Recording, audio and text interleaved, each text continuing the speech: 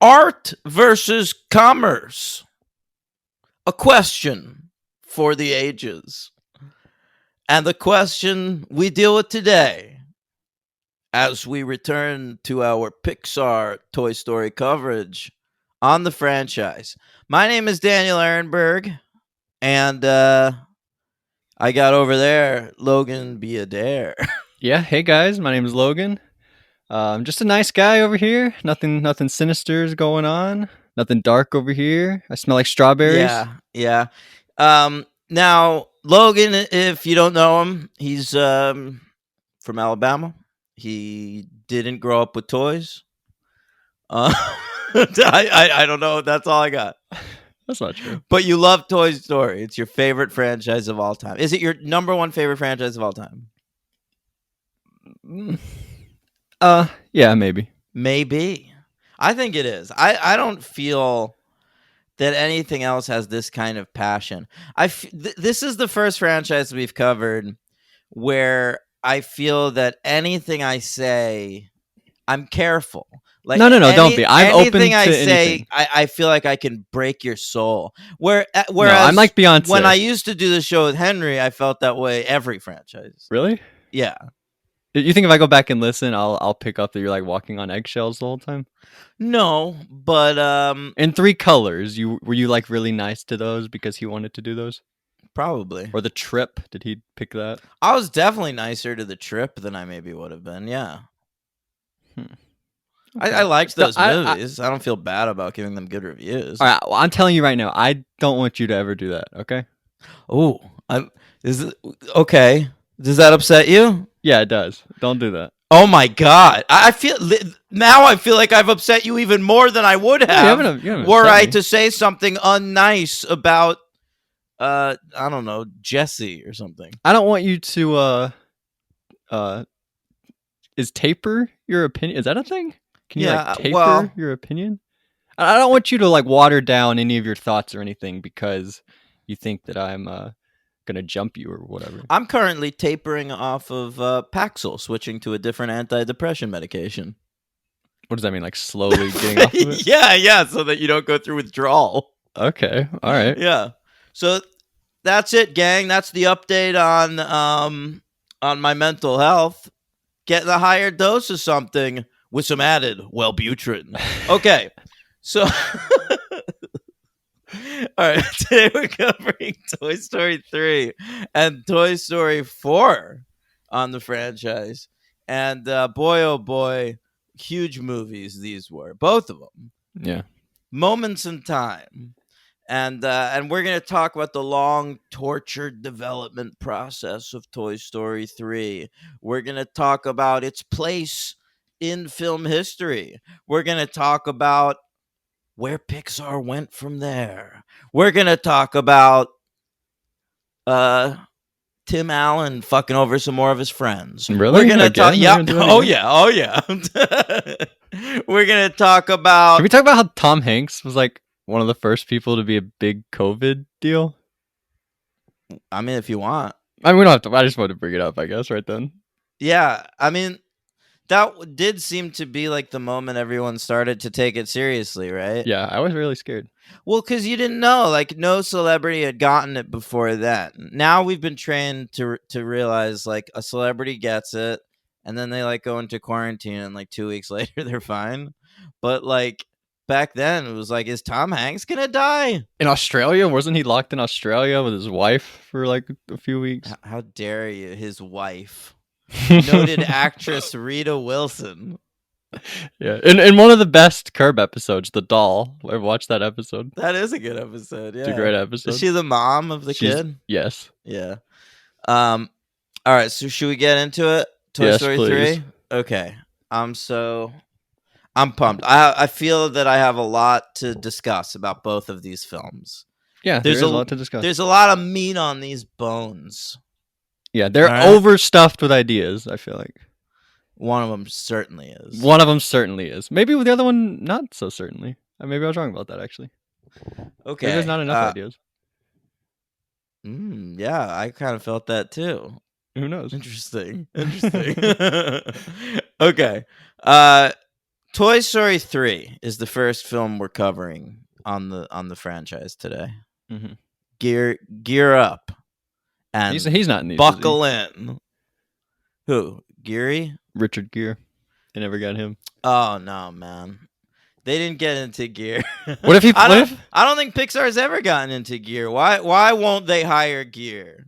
if they cast him? They were like, "You're gonna play this pterodactyl," and then they switched it on him, and he was a gerbil in the movie. Oh he, my He God. goes to watch it, and he's That a would be gerbil. unbelievable. Yeah, honestly, it would be the coolest move ever for Richard Gere to do that. To like, what if he showed up in Sausage Party as a gerbil? You'd think that was the fucking coolest move an actor. No, but he had didn't ever know made. about it. Like the production tricked him. No, I see what you're saying. I see what you're saying. That would be incredibly fucked up, and he Yeah. could probably sue and win. But I'm saying he should really do that. In his old age, he should just come out and say it. Yeah, put a gerbil up my butt. Yeah. What is So what? it? What of it? Yeah. I'm In fact, I Richard did too Gere. one time, and everyone's like, "What? Why'd you say that?" I still do it. It's a weekly thing. I have an appointment on Thursdays. In fact, I shove it up my wife's too, and she's like, "What, Richard?" That's not even true. Oh, yeah. I mean, it is true. Like, he's old at this point, and it's such a part of his lore. He should just own up to it. Who's he married to? Is he married to somebody famous? I feel like no. I think Richard Gere's one of these fellas like that's a lifelong bachelor. Mm. But maybe I'm wrong about that. Should we look it up? You can look it up. I will. I can't reach my phone. It's out of view. It's in my windowsill currently. Nice. Is that a reference to something from before the podcast? Oh, absolutely. Richard Gere's been married 3 times in life. Wow. Okay. And then he brought up the gerbil, and they all divorced. From 91 to 95, during the gerbil period, by the way. Yeah. He was married to Cindy Crawford. Wow. Yeah. Hannah Montana's mom, if you didn't know. I didn't know. Yep. That's wild.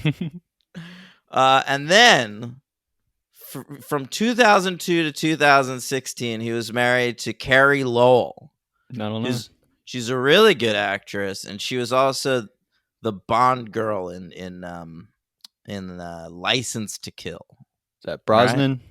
That's a Timothy Dalton. Oh, we'll talk about him. And now he's married again to Alejandra Silva. I think she's just like some hot lady. Okay. All right. Well, Yeah. good for you. Listen, Gere, you're a great success.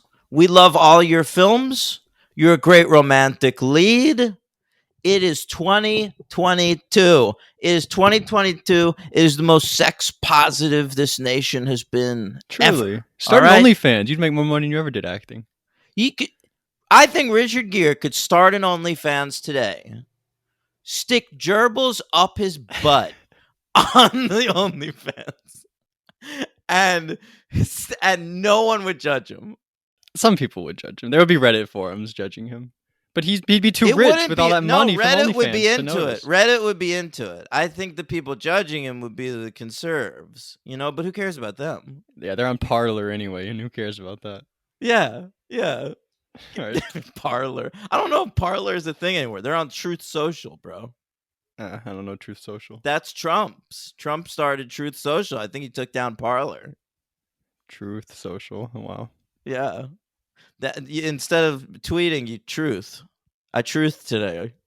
He's not on Twitter. That's what you anymore, is he? say. He's on Truth Social. And he's verified on there. You get a red check mark instead of a blue one. That's hilarious. Are you kidding? I'm dead serious. That's a nice touch, actually. That's clever.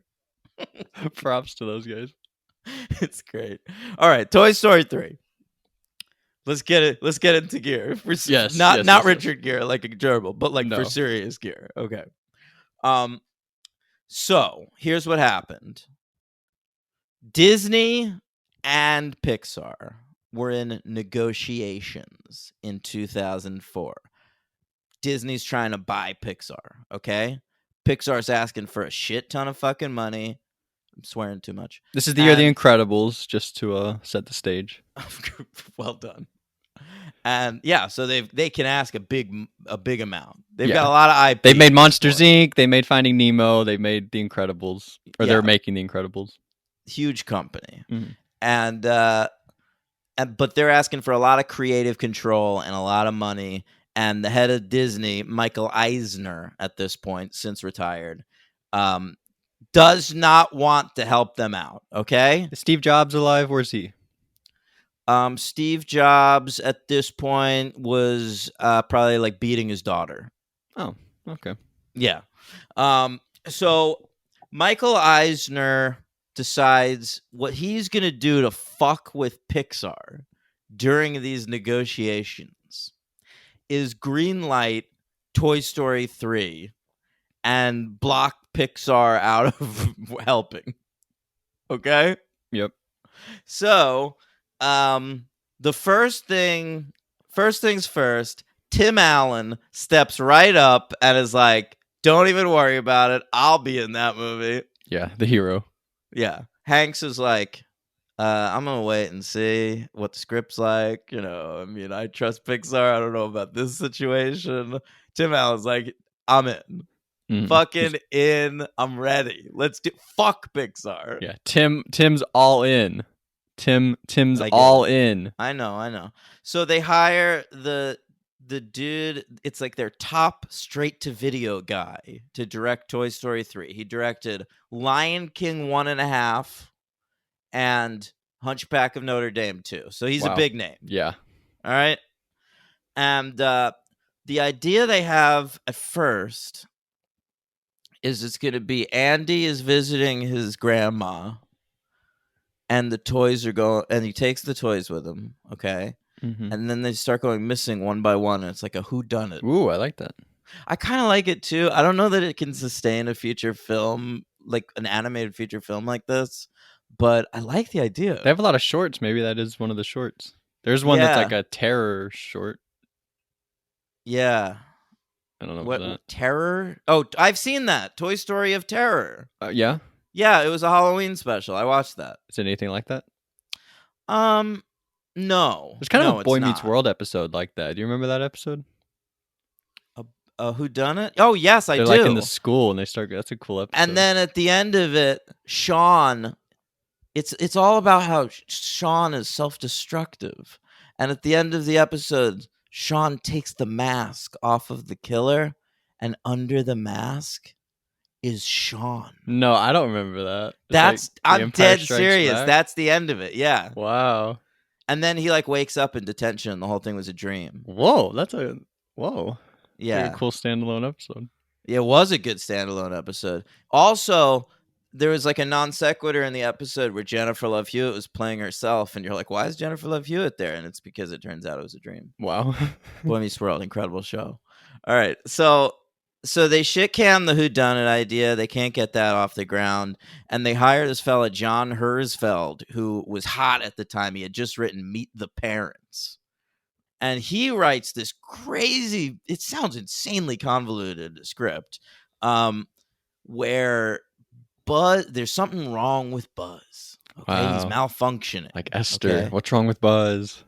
Right. It's and actually they send Buzz away to be fixed, and when Buzz comes back, it turns out he wasn't a toy the whole time. He was a What? dwarf. What? He was a dwarf, and he's trying to fuck Andy. Oh, okay. I was doing orphan. All right, no. What it really is they send Buzz away to Thailand because that's where Buzz was made, apparently.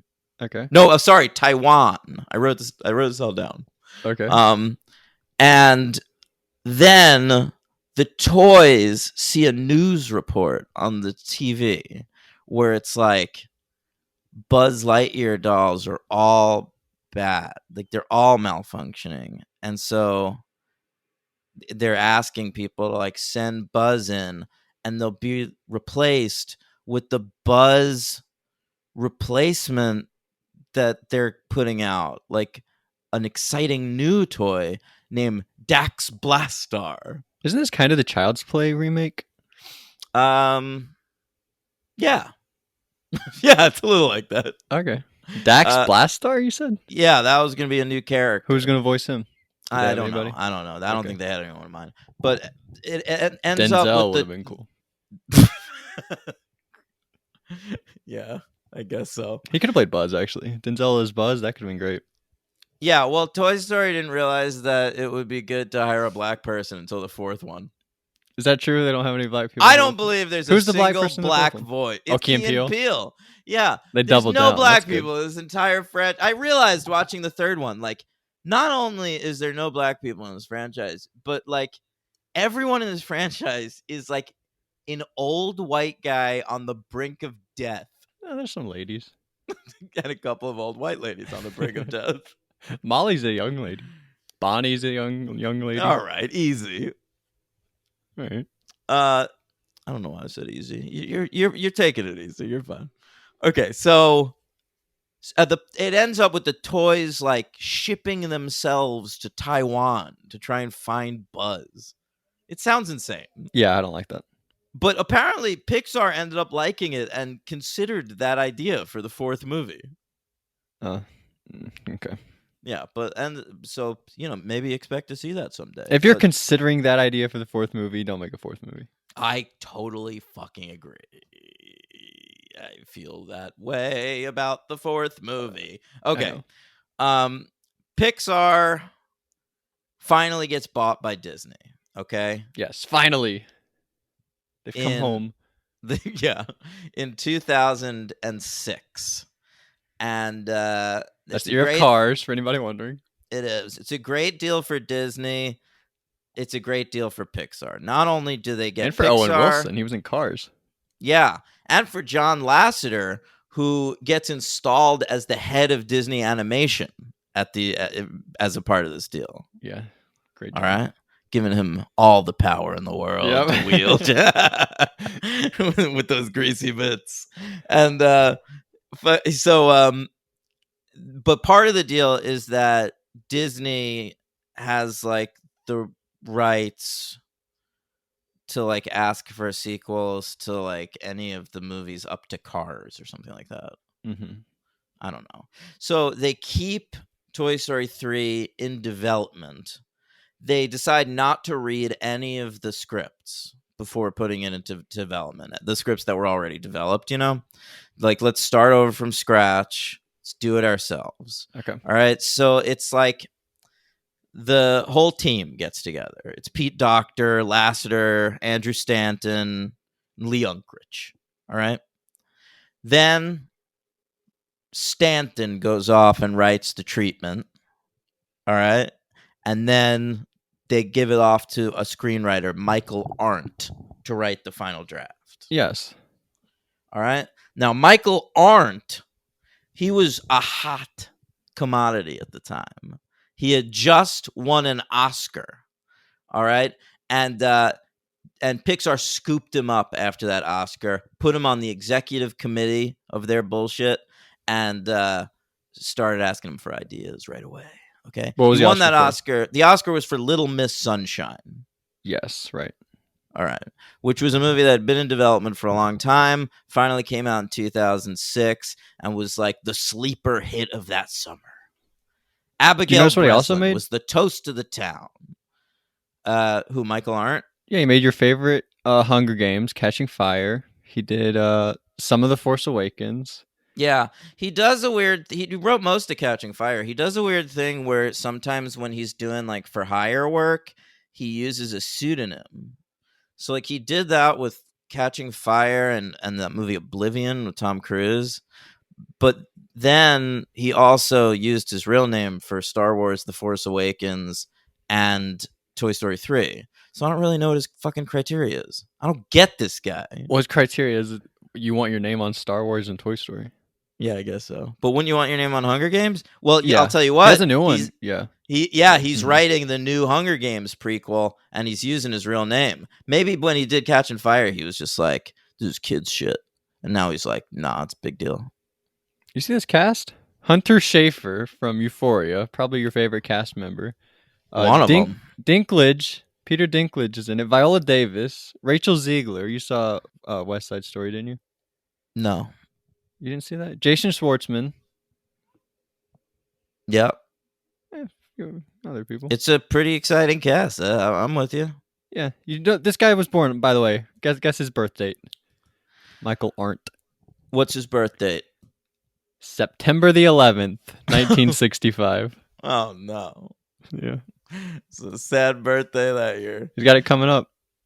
Yeah. This is our 9/11 episode. This is our last episode before 9/11. Is it? Well, anything happy you wanna say? 9/11 to everybody. My mom will be up on that morning watching the names being read at the memorial on the TV. That's a thing she does every year. Out loud? She reads it out loud? No, she doesn't read it out loud. They do a thing Oh, she where, listens to it. where like families of people that died on 9/11 go up to the 9/11 memorial and they read the names of everyone that died. You ever been to that? To the 9/11 memorial? Yeah. Or like the Only- museum? Isn't there like a museum? I've never been in there. No, like I've changed on the subway at the 9/11 memorial. Yeah. There's a Does it make subway you stop. emotional? Yeah, I cry every time I change on that subway stop. You get choked up, Yeah, imagining all totally. that smoke in your lungs? No, I don't care. Jeez. I get choked up. Like every year they do right after 9/11, they did a thing where they did these two beams of blue light in the air to mimic the towers, like where the towers used to be on Manhattan Island. And they still do that every year around 9/11, and I find that very moving. Have you ever seen the remember at the end of Toy Story when they're flying to Andy's van and they say, "We're not aiming for the truck." Remember that part? And then they land with Andy in this little box when they're moving. Sure. There's a great video online. You should look it up where they say, "We're not aiming for the truck." And then it goes to the 9/11 footage of the plane crashing into the... Oh my god. It's great. It's horrifying. I don't even like that as a noted person who finds 9/11 hilarious. Let's talk about all the awards. Oh wait, so Michael Arndt, yeah, so he wrote it, and Lee Unkrich, who edited the first movie and the second movie, he's our new director. Okay. Mm-hmm. At last. The movie came out June 18th, 2010 on an enormous budget of $200 million. And it made $1.067 Holy billion shit. at the box office. Yeah, it was the number one movie of 2010. And there were a number of big hits that year, huge hits. I've got the box office here. You wanna take some sure. guesses? 2010. You were going to the theater. Were you like working in a theater this year? No, come on. I'm 12 years old. What are you doing? God, you're 12 years old. I'm actually 11 at this 2010. point. I hate you. I turned There's part of 12. me that just hates you. Yeah. All right. Well, You have to understand that. It's not. There's no malice in my hate. Feels weird to say that, but it's true. that's okay. That's fine. That's fine. Okay. Yeah, I have plenty of guesses. This is a huge year, right? We're fully entrenched in like franchises at this point. 2010. Oh yeah, absolutely. In 2010, by this point, we were making movies purely for babies. Almost every movie on this no, top I don't think we 10 got that list far. is for babies. I'm gonna say 9 of the 10 movies on this top 10 list were made expressly for babies. All right. Well, I'm gonna start with The Hangover from last year and go with Avatar. Is Avatar on the list? There are no hangovers. This is films that were released in 2010. Oh, this. Okay. Yeah. Sorry. All right. Well, I would go with Twilight, the third one, Eclipse. Also, none of the 3 Hangover movies were on this I knew you were list. gonna make a hangover joke. Fuck you. Eclipse. Okay. Yes, that's number 4. Number 4. Yeah. Harry Potter and the Deathly Hallows 1. That's number 5. Okay. Inception. That's number 6. That's the damn. only thing on the list not made for babies. Iron Man 2. That's number 3. That's the only one not for babies. Tangled. That's number 10. You're doing great. Oh, he's locked. What's he gonna do? I'm trying to think like babies stuff. Despicable Me. I think I'm out after that. Despicable Me is number 7. Yeah. All right. So you didn't get 9, 8, or 2. 9, 8, or 2. What are they gonna be? You ready? No, Social Network. Oh, that's not for babies. No, that's not for babies. Yeah. Okay. No, yeah, tell me.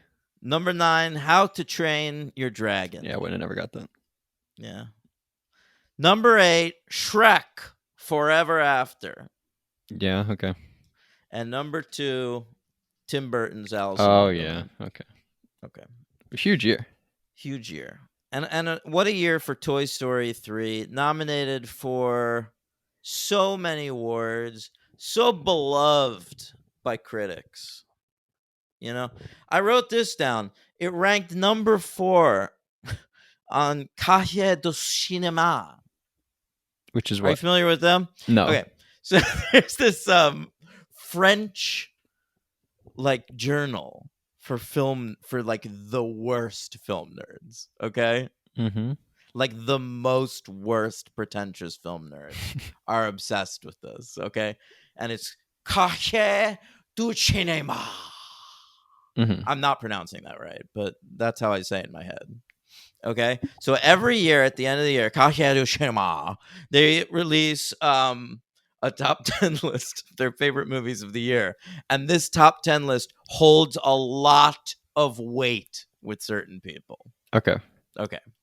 And Toy Story 3 this year was ranked number 4 on the list. I wrote down the list for this year. Number 10 was Mother by Bong Joon-ho. Okay, I guess. Number 9. Okay, yeah, go ahead.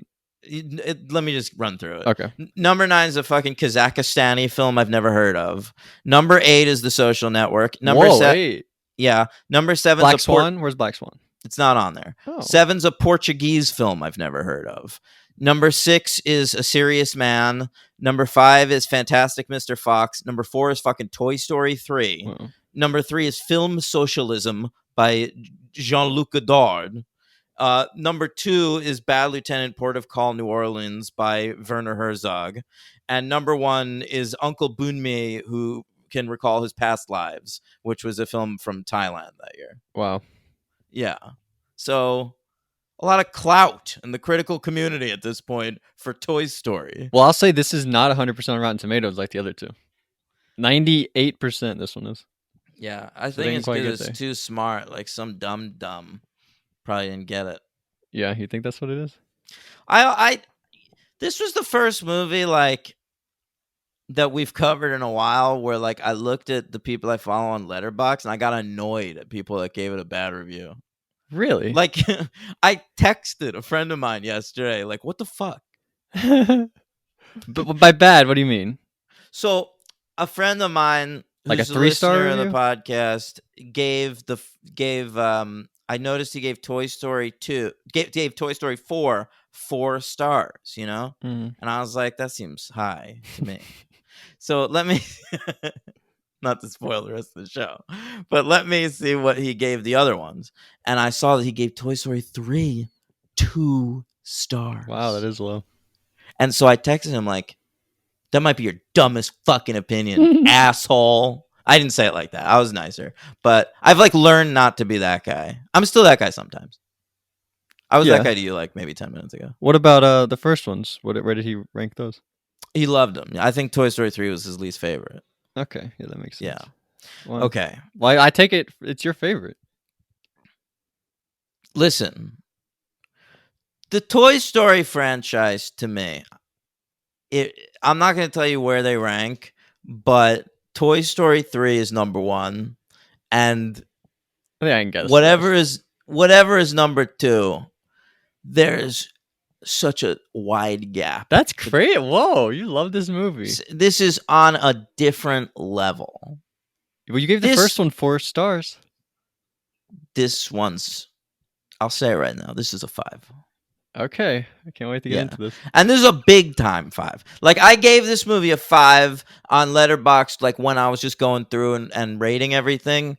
And I was always like, was I too high on it? Maybe I'll give it a 4 when we do it for the podcast. I watched this fucking thing yesterday. 5's not a high enough rating. Did you cry? I cried twice. This is, I think, one of the greatest films ever made. Holy shit, this is amazing. I really think that. And I Okay. think it's I mean, it's unbelievable. It's a masterpiece. It really is. Let's talk about it. Well, let me get into I got more shit like bullshit awards and stuff. Another award, the IndieWire, which is an American magazine that film nerds read. It was ranked as the number 10 best screenplay of the century so far. And it's adapted because it's a sequel. Yeah, I don't think they care about that over there. I don't like that, to be honest. I sort of get it. There's like less of it's less hard, right? You already got like a map there. You got characters to work from. Like I think it's more difficult to write a pilot of a TV show than to write season 3, episode 8. But having to give the characters something to do and make the characters still believable as the characters you remember is not necessarily easy. I agree, and that's why we have the adapted screenplay category. All right, yeah. I just never really liked that.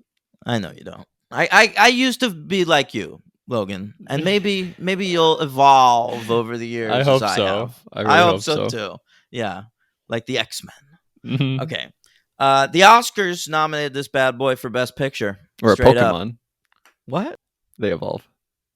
Oh, right. Yeah, they do. Raichu. Okay. They lost Best Picture to King's Speech. Okay. Yeah, never seen that. Should I watch that? I think that's on my list because it's the Best Picture winner. I don't think you need to watch that. All right, I won't watch it then. Okay. Best screenplay, as you mentioned, adapted. It lost to The Social Network. Aaron Sorkin probably got up there and was like, I'm so honored to be nominated beside my incredibly diverse other writers whom I adore. No, he was speaking faster than that because he was probably on coke. I looked up. Oh, he had the whale thing last night, by the way. You know about any of that? The Whale, Brendan Fraser, The Whale. Why are you bringing that up? Didn't you say... Wait, what did you say, Darren? Didn't you say Darren Aronofsky? No, I said Aaron Sorkin. Oh, Aaron Sorkin. I'm so sorry. Keep going. Okay, yeah. Aronofsky, Aaron Sorkin. You can see the confusion, right?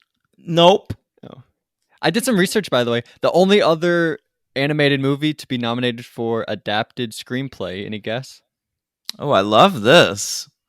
I gotta tell you, Logan, what a great award bro you've become. Not even a sequel. I guess it's adapt. I'll just tell you, it's Shrek. I guess because of the fairy tales. Yeah, that makes sense. No. Shrek is based on a kid's book. It's like a picture book. Oh, yeah, you're right. And by the way, last week I said, how often does it happen where an animated movie gets nominated for Best Screenplay? Toy Story, Finding Nemo, The Incredibles, Ratatouille, WALL-E, Up, Inside Out, all nominated for Best Screenplay. Amazing, Pixar.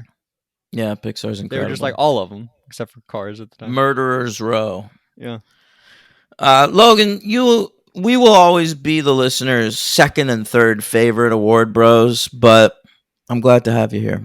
Thank you very much. Yeah.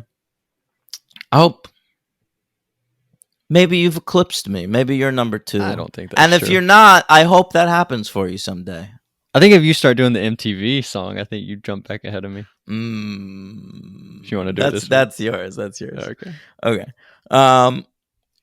Animated feature film, Toy Story 3 won. Don't even worry about it. You always know that. Like when there's one animated movie nominated for Best Picture, and then there's like 5 animated feature nominations, you're like, I wonder what's going to win. Yeah, it's like when Roma was like Best Foreign Language. You're like, oh, well, that's nominated for Best Picture. Yeah, exactly. Oh, all right. Best sound editing. They nominated for that. Ooh, I love that. That's a great nomination. And it lost to Inception. I'll tell you, there's at the very start of the movie, they play, because this is a Toy Story movie, they play You've Got a Friend in Me, and I was shocked. You were shocked. They do it in the fourth one too. I know. I was blown away. And I get chills a lot on this podcast talking about these movies, especially these Toy Story movies. But I have chills right now. I was thinking about this. It like they're playing the music, and when it goes, and as the years go by, our friendship will never die. It the song fades out and it echoes. Oh, it's so good. It's haunting. Oh, it's amazing, especially like on a rewatch when you watch it over and over. And as the years go by, a friendship will never die. Well, I hadn't seen Toy Story 3 personally since it came out. And I didn't even see it in theaters, man. Like, I was not pumped for Toy Story 3 because I wasn't that into Toy Story 2. Yeah, you're dumb. Leave me alone. I'm by the way, this came out in June. My birthday's in August. We saw this near my birthday, so I guess we saw it like 5-6 weeks after it came out. But we went near my birthday, and this was like one of the great movie theater times I ever had. I was very excited. Nice. I bet you were. Yeah, absolutely. I rented this on DVD. I don't remember what it would have been at this point. Maybe Netflix or like mail rentals. Mm-hmm. But you've done a lot of mail order bride rentals. Am I right? Yeah, sure. I watched it with my dad, weirdly, who like doesn't care about these movies and never watches animated movies. I think I might have been at my parents taking care of him a little bit because he'd had a surgery. Mm-hmm. And so he was just like sort of on the couch. And so I put Toy Story 3 on. We watched it together. And he seemed pretty into it. But I bet you if I mentioned it to him today, he wouldn't remember watching it. Did he cry? I don't think so. But I fucking did. And I was holding back tears a lot watching the movie. Like, I don't want to cry in front of my dad, because he's kind of a more manly man than I am. Mm-hmm. Yeah. So I was holding back. But I was blown away at the time and then didn't watch it again for like 12 years or whatever. But you've seen it between then? Oh, you haven't seen it between then and now? No. Oh my God, I didn't know that. So that was why it was such a revelation to me, like that it was the masterpiece I remembered it to be. In fact, it was even better. Wow. And in my mind, Henry likes this even more than you do. I mean, I think like all the times you guys have talked about this or ranked this, I feel like Henry has had it higher than you. Yes, but I also think he feels that way about WALL-E also. Yeah, but I also think Henry likes way fewer Pixar movies than I do. And so, like, Henry really only likes... But that means more, I think, if he loves this so much. Yeah, I guess. He likes this, Ratatouille, and... WALL-E. And WALL-E, Well, Soul. I feel like you'd like Soul. Yeah, I don't think he watched it. I think he's, like, out on animated movies at this point. He's just, like, not watching them at all. Yeah. Yeah. He's like, I've got too many horror movies from this past year that debuted on a streaming service to watch. Too many 30 for 30s. Yeah. There was like a moment where he watched those for a month. Like that's all he did was watch 30 for 30s. I'm going through all of my PBS DVDs and rewatching the documentaries. Oh, Henry. All right. Teen Choice Awards. It's the Teen Choice Award. It won Best Animated Movie. Okay? Yeah. There you go. People's Choice Awards. The people make the choice. It's up to the people that chooses they see fit.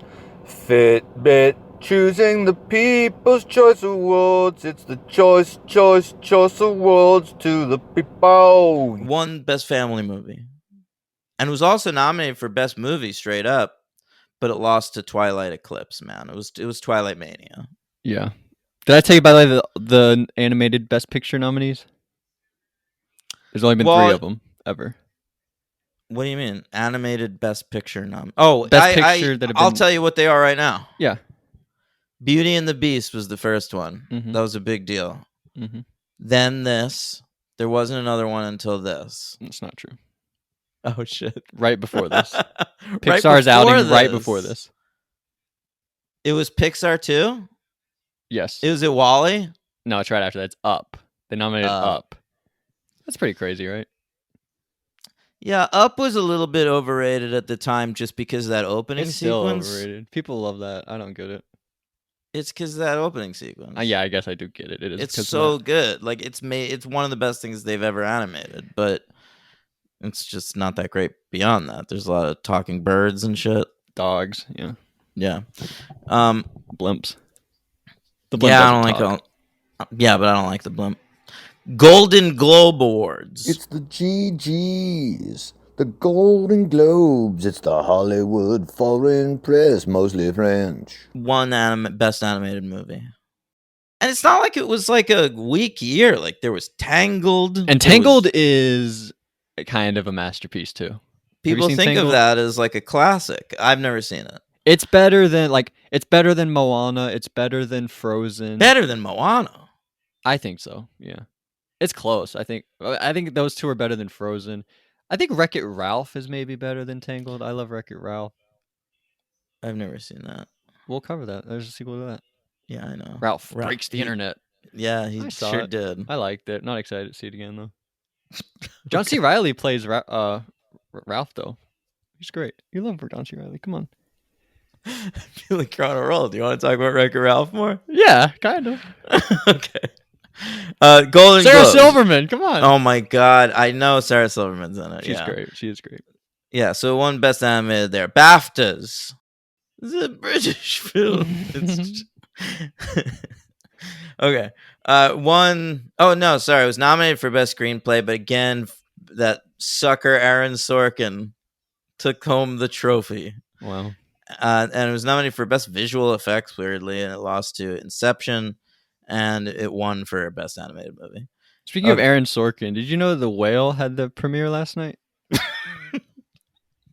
Yeah, I did. Also, that you know about all the Harry Styles stuff? Yeah, I know about all of it. So the Venice Film Festival is happening right now. That's what Logan keeps alluding to. I don't understand why Logan Because you're bringing up is so up on Aaron Venice Sorkin. Film Festival news. Aaron Sorkin does not have a film there.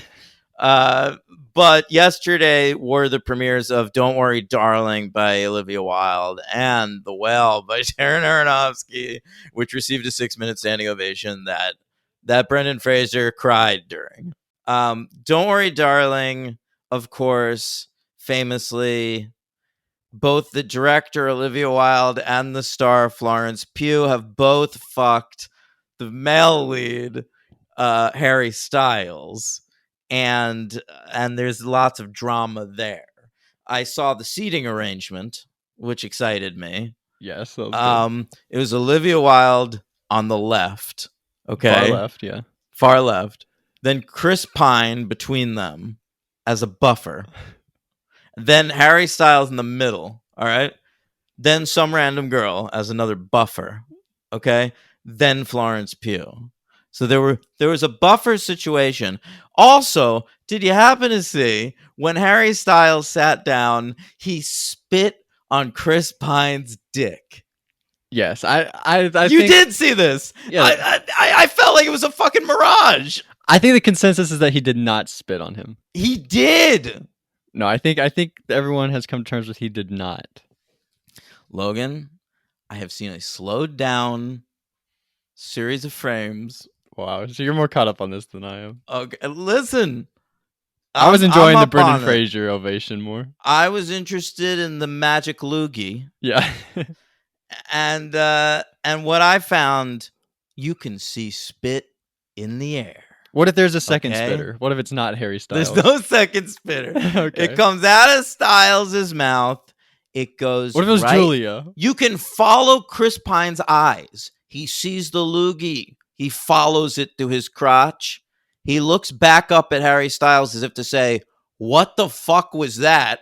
Why would he do that? Harry to him? Styles What did Chris Pine do? shrugs as if to say "fuck off," and then sits down to watch his feature film. Oh, this was before the movie. I thought this Yeah. was like a Q&A after the movie. I believe this was Wow. to sit down to watch the movie. Wow, what a baller move. Pretty amazing. What did Pine do? He's not in the drama. Why'd he do that to him? You like the bufferness. Mm. Who knows? Maybe Pine is siding with one of them in public. I hope or in he's growing private. that hair out for a role, by the way, and not because he likes it, because it does not look good. Well, I hope it's for Ghostbusters. Answer the call too. Yeah, jeez.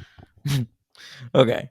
What are we up to? The Kids' Choice Awards? Sure. It's the Kids' Choice Awards. It's KCA. KCA to you, but it's the kids making the choice, making the choice, making the choice. Yeah.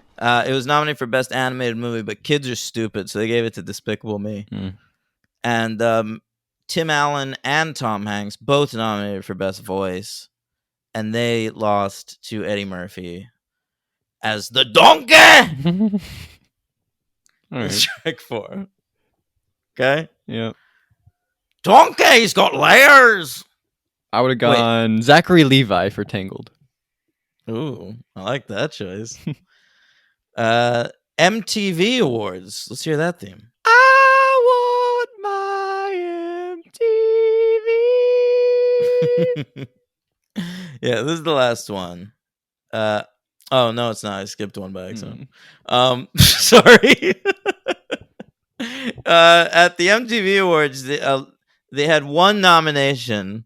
Lotso Huggin' Bear. What is this award? I didn't say it. Oh, sorry. Lotso Huggin' Bear was nominated for Best Villain, Oh, okay.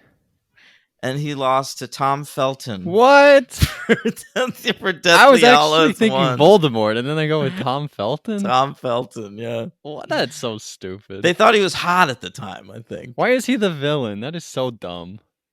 I know. This was during a weird period. Like, I feel like MTV used to be, like, at most times is pitched at, like, 16 to 18-year-olds primarily. And this was during a weird time where they were, like, really going for that tween market. I feel like Yeah. we've come back from that a little bit. You know what I think started happening is like social media got bigger and like little kids started getting phones and being on the internet. Yeah, you're totally right. So that's what we were doing. And they got more of a voice. I would have gone with the mom from Tangled, best villain. I love it. Not really. I would have gone with Mickey Rourke and Iron Man 2. No, Mark Zuckerberg. I would have gone with Mark Zuckerberg. That's good. Yeah. I Thank love you. that. We would have looked back on that fondly if they did. That. We That's would awesome. have. That would have been a really ahead of its time choice. MTV would have been killing it. But instead, no, Tom Felton. The Saturn Awards is the one I skipped. So Saturn is between Uranus and Neptune. Saturn, whoa, sci-fi blessed films. And it lost Best Writing to Inception, but it won Best Animated. What? I hate Yeah. the writing in Inception. But was it real? Wasn't it? That coin spinning. I think it's a top, isn't it? Oh yeah, that top spinning. Will it stop? That's kind of What? cool. I won't What? lie. Wait, we cut to black. What? I won't lie. I do kind of like that element. Everyone liked that. I liked it. Yeah. I gave Inception a 3. Yeah, All right. sure. Let's talk about, speaking of 3, Toy Story 3. Yes. Yeah. It starts unbelievably with You've Got a Friend in Me, Hmm. Randy Newman. Randolph A. Newman. Really? No, I don't know. I made that up. And It's probably Randy. what do you mean? You think his name's Randy? No, his name's probably Randall, right? I guess it could Maybe. be Randolph. We don't know. I mean, we could easily figure it out. It could just be Randy with 4 A's, like the character from Funny People. Randall Stewart Newman. That's his name. You just looked that up? Yeah. He looks like a fucking Stewart. His name should be Stuart Newman. 78 years old, 6 feet tall. He's 6 feet tall. He's got Married- no right to be ripping on these fucking short people. What are you talking about? I thought he was one of them. Oh, really? No. Why would he be ripping I on short was- people if he's short? No, it always seemed to me like short people, and he was like just acknowledging his brethren. But if he's really tall, then it's a meaner song than I thought. That's a mean He's song anyway. He's bullying- like, oh, He's bullying short people. been married since 1990. There we go. Who's he married to?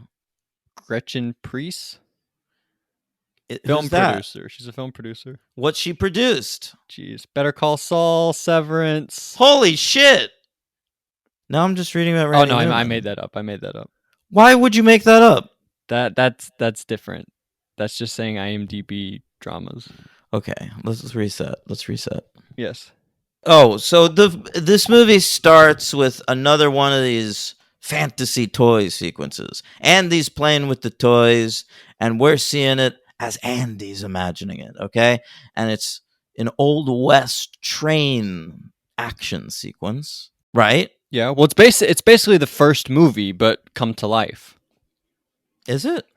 How in the first movie, Mr. Potato Head was robbing a train, and then Slinky had the force field, and Rex ate the force field dogs, and then the barrel of money. It's like it's the exact first movie. I didn't even but catch that, man. This movie has so many layers, like an onion, yes, like the donkey. and remember in the first movie when they're like, we don't have enough monkeys to reach down to get Buzz after he had fallen out the window, and then in this movie there's like a whole bomb where the monkeys come out. Now Yeah. they're big time. Yeah, and we're gonna go ahead and do that again in the fourth one to diminishing returns Yeah, come on. at the beginning of that. Hmm. Flashback. Okay, so I thought this was pretty fun, and then it comes to it's like years later, right? Isn't that what we do? Yeah, well, that was when he was a kid. Now he's going to college. He's 17 now, and he's about to go to college. His mom's bugging him. What are you gonna do with these fucking toys, kid? All right, you gonna throw them out? You're gonna donate them to I don't know why she's like a gangster in my mind. Like, don't you Still gonna Lori donate Metcalf. them to like a daycare or something? I don't know. Or you put them in the attic. And we catch up with the toys, and they've sort of come to terms with going to the attic. 'Cause it's like we'll all be together. It's nice up there. The family's around. Well, they haven't really come to terms with it because they're like give a last ditch effort to try and get him to play with them, but he doesn't. And then they're like, all right, now we're right. gonna go to the attic. But they're starting to come to terms with it. That's right. They finagle a cell phone, like an old flip phone that's like in the toy box, which is so brilliant because I have fucking toy boxes like this with flip phones in them. Like literally, I feel like everyone does. This is perfectly my generation. Yeah, that makes sense. This yeah. is all perfect, by the way. Like the opening into the Andy stuff. This is dynamite. Yeah. And I know you love the thing with the dog, where the dog is Yes. old. What do you think and about that? I love it. Yeah, it's incredible. Yeah. So what's happening? He's sorting out what to do with the toys. Well, also we've lost toys. So we've lost Bo. Bo Peep's not here anymore. Yeah, and we don't miss her, and we never needed to see her again. Woody misses her. He clearly misses her. He mentions her once, and then we forget her for the rest. It's not like when Woody is descending into the fiery pits of the furnace, he's thinking, I never got to tell Bo Peep I loved her. He might have. We just didn't see that on the screen. Get out of here. They don't have to spell it out to us for us to know what's going on in his eyes. Hands with the remaining toys that are part of his family. Okay. Yeah, Bo's gone, and we see the army men leave because they decide when toys are getting thrown out and donated, the army men are the first to go, and they're so right. Yeah, it's a good move. Yeah. I mean, they tend to get just thrown out, right? Because otherwise, you have to like gather them all and like put them in a baggie. And who wants to do it's that? a real chore. Yeah, you're gonna end up sweeping them up. It's gonna be horrible for an army man. I would parachute out a window. Yeah, absolutely. Okay. Did we lose any other notable toys? Yeah. Wheezy's not here in this movie. That's pretty sad. Oh, Could have sang us a song I or two. missed him so much. I think who's missing in this movie really goes to show who was essential in this franchise. And nothing that was introduced in part 2 was essential except for Jesse. Bullseye. I know Bullseye's still around. And it like opened, like the first line of the movie was Woody saying ride with the wind, Bullseye. And I was like, maybe I fucking hate this movie. But then he never says I sort of have a question about Bullseye that I forgot to really talk about last week. What? But why doesn't Bullseye talk? Yeah, he's not really anthropomorphic. He's like a horse. So what? Ham is a pig. No, that's what I'm saying. It's weird. I agree with you. It's really weird. Yeah, all It of doesn't these make things, sense. anything with a face in the world of Toy Story can talk. I guess it's what language you speak. It's where you are rather than where you're made, right? Yeah, Buzz I doesn't don't speak know. Taiwan. Yeah, that's what I'm saying. So they, where were we? I'm so I- sorry. I lost my train of But thought. even Gabby Gabby in the fourth movie, she doesn't have a voice box, but she can still speak. So I don't really understand the mechanics They of can how. all speak. Anything why with can't like a Bullseye? face in this Right. universe has a personality and a voice and is humanoid in some way. It's a good Uh, move to not make him speak because I would not like Bullseye if he was talking. But But it's weird. It doesn't make sense. yeah, it doesn't make sense. Yeah. It seems like Toy Story 2 wasn't as thought through as maybe some of the others. Yeah, maybe you're right. I hate it now. Okay. All right, what else we got? What else is going on with the status quo? I'm fascinated by every aspect of what's happening in Andy's house at this point. Well, Barbie's still around, but Molly's giving Barbie away. Barbie's like the first one to go to the daycare, basically. Right. She's getting older as well, so she's starting to donate. I like, by the way, that Molly is getting rid of her toys much younger than Andy. Right? Because that's such a girl thing to do versus a boy thing to do.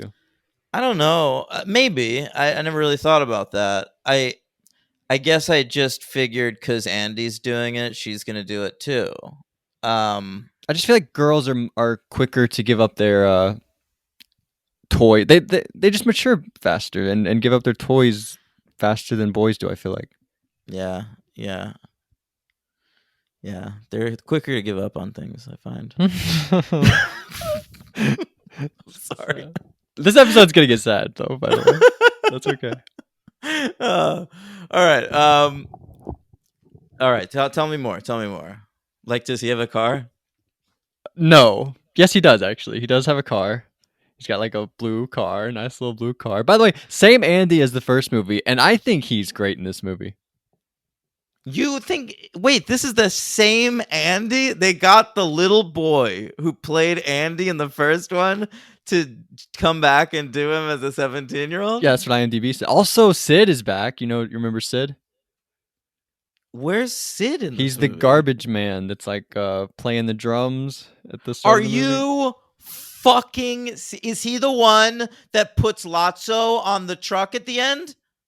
I believe so, yeah. Holy shit. This movie's even better than I thought. If you watch it again, he has that skull shirt from the first movie that he was wearing the same entire shirt, Not huh? the same shirt, but like he still loves that design. But It's it like was a different supposed to color. it was supposed to codify to us. This that is it's Sid. him. Yeah. Yeah. And it is the okay. same actor. I noticed on IMDb. That is fucking wild. Yeah. But Pixar. I do think Andy's really good. Like I sort of ragged on him in the first movie, didn't like him, but he's really, especially at the end when he's saying like, "This is Jesse, this Right. is Andy." It's incredible. He goes through all the toys with the kid, and this is Ham, but he's also known as the villain, Professor, whatever. And he'll it keep is. your money. He's great. Yeah. It's really, really, really good. Yeah, it's perfect. Yeah. This is perfect. All right, continue. Yeah, well, he puts him in the garbage. Mom fucks up, and she takes him to the trash, and then they jump in the box to go to Sunnyside, Right, because that's so the better alternative. Woody's gonna be brought to college too. So like he's the toast of the town. Like Andy cannot let go of Woody. Also, I think he might be thinking Woody. I found out recently I googled him on the internet and found out he's a collector's item from the 50s. So I might be able to sell him and pay for my entire tuition. No, but that actually would have made a lot of sense. Yeah. But he's gonna take him to college to cuddle when he's lonely, and that's okay. I have one stuffed animal that I fucking take everywhere with me, so I get Everywhere? it. I'm 36. I mean, I didn't take him like to LA with me recently, but Okay, you're on the train Yeah. sitting there with your little animal. oh my god, how sad! Was would it a that crab? be? Is it a little crab? No, it's Brown Bear Barney. Oh, of course. Yeah, I've mentioned Brown Bear Barney on the show before. Yeah, He's yeah. my companion. I'm holding him right now. Are you serious? Well, literally, he's on. I'm doing the show from my bed, and he's on my bed at all times. All right. Even when I'm fucking, bro. Wow. This dude's seen me get down. Really? You like prop him on the shelf for him to watch? No, not at all. In fact, if I remember, I throw him off the bed. But it's been known to happen. Well, Where were we?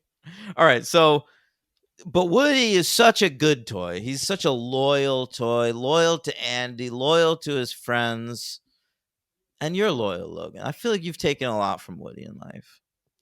yeah, that's fair. Yeah, except when you listen to like podcasts of people I don't like, but whatever. You're allowed to do that in your free time. Yeah, thank you. So, Woody gets in the box with them, and What's in the box, Andy?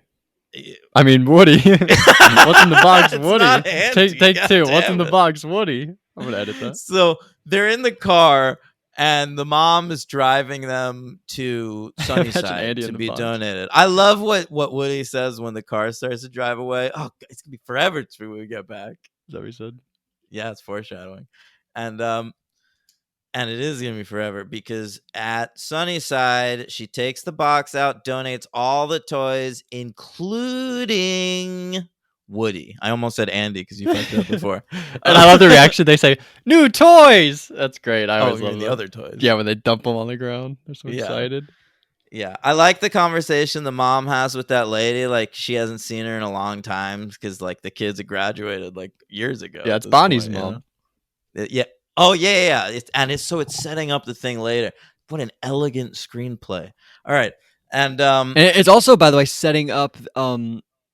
Bonnie is sitting on the counter playing with that monkey toy, and the monkey, because like up at the front is where like the security stuff is. So the monkey sits up there Holy and watches shit. the security footage all the time. that is so next level. Yeah, it's really great. Everything you're telling me is like none of it's boring. Like sometimes you bust out some facts and you want to blow my mind, and I dead arm you. Yeah. I stiff arm you. It sucks. I know. I know, but I'm vindictive and I whatever. But what I'm saying is everything you're bringing to the table today, Logan, is sinking in. Wow. Well, wait till the end of the episode. I've got some runtime stats, baby. Yeah, get excited. Definitely promote that. That'll get people to stick around. Yeah, well, I didn't do it at the beginning. I could have done it at the beginning. Hype it, baby. We got some runtime stats coming at the end. Mm-hmm. All right. So they get dumped out on the floor of the playroom. It's a beautiful big playroom. They've never seen anything like it. They've never even heard of daycare before these toys, They're familiar with the attic because they've heard people talk about it at home. Andy's probably brought girls up there to make out. You think so? Dump to the attic. Yeah, man. All right. You want privacy? I used to take him down to the basement. I feel like that's better than the attic. Little 15-year-old Dan getting blowjobs on that little Really? basement couch. Oh my yeah. god. Ugh. You sound disgusted by yourself. Well, I just remembered some of the situations that were pretty disgusting. Listen, you take what you can get at that age. Logan, let's move on. Can I bring up the new cast of this movie real quick, since we're getting into the new toys that we're gonna meet? Yeah, let's take a pause in the plot and discuss some of our new additions. Well, because I was noticing just because in Toy Story 2 we had only known Toy Story, A Bug's Life, and then Toy Story 2. Now we've got a bunch of movies. There's like 8 movies that have come out. So we've taken lots of people from other Pixar movies. So we have Michael Keaton was in Cars. Bonnie I Hunt didn't realize was in this. Cars. Chuckles the Clown. You know who Chuckles the Clown was? No. No, this guy who didn't really do that much, but he's Rick Dicker in The Incredibles. he's one of the What's his name? Bud Lucky. Oh, okay. I don't know. But he's in The Incredibles. Jeff Garlin was in Wall-E. Richard Kind was in A Bug's Life, and later in Inside Out. Whoopi, And in Spin City. sure. Whoopi Goldberg was not in anything Pixar, but she was in The Lion King, and she's in the new Lasseter movie Luck. So he did. Oh, wow. Well, we know that Whoopi tends to stick with her canceled friends. She still defends Mel to this day. So, yeah, Michael Keaton was a fun addition. They added a lot of new characters. They have a $200 million budget, so they can like design a million different characters and have specific designers work on their movements and shit like that. So Michael Keaton was a fun addition as Ken. Who else do we have in this group of new toys? There's Ned Beatty. I mean, this is Pixar to a T. Like, not casting the most famous person, just casting the actor that's best for the role. Ned Beatty from, like, Deliverance as Lotso Huggin' Bear. And who else we got? We've got Bonnie Hunt. She plays the new Dolly in Bonnie's Room. I like her. I think she's pretty good. Bonnie's Room sounds like a great title to a new Bonnie Hunt sitcom. Whoa, I didn't even think about that. Yeah. Richard Kind. Yeah, it's me. You like Richard Kind? I did a bad impression of him just now, but I am a big fan of Richard Kind. Love him on Curb. Love him on Spin City. We've got Whoopi. She plays an octopus. I like that octopus. It's a good character design. Whoopi's a good voice for it. I'm a bit, I actually like Whoopi's presence in movies. I find her absolutely insufferable as a person, and she said some of the stupidest things I've ever heard in my life. But I do like her as an actress. Who plays is it a Triceratops that's in Bonnie's Room?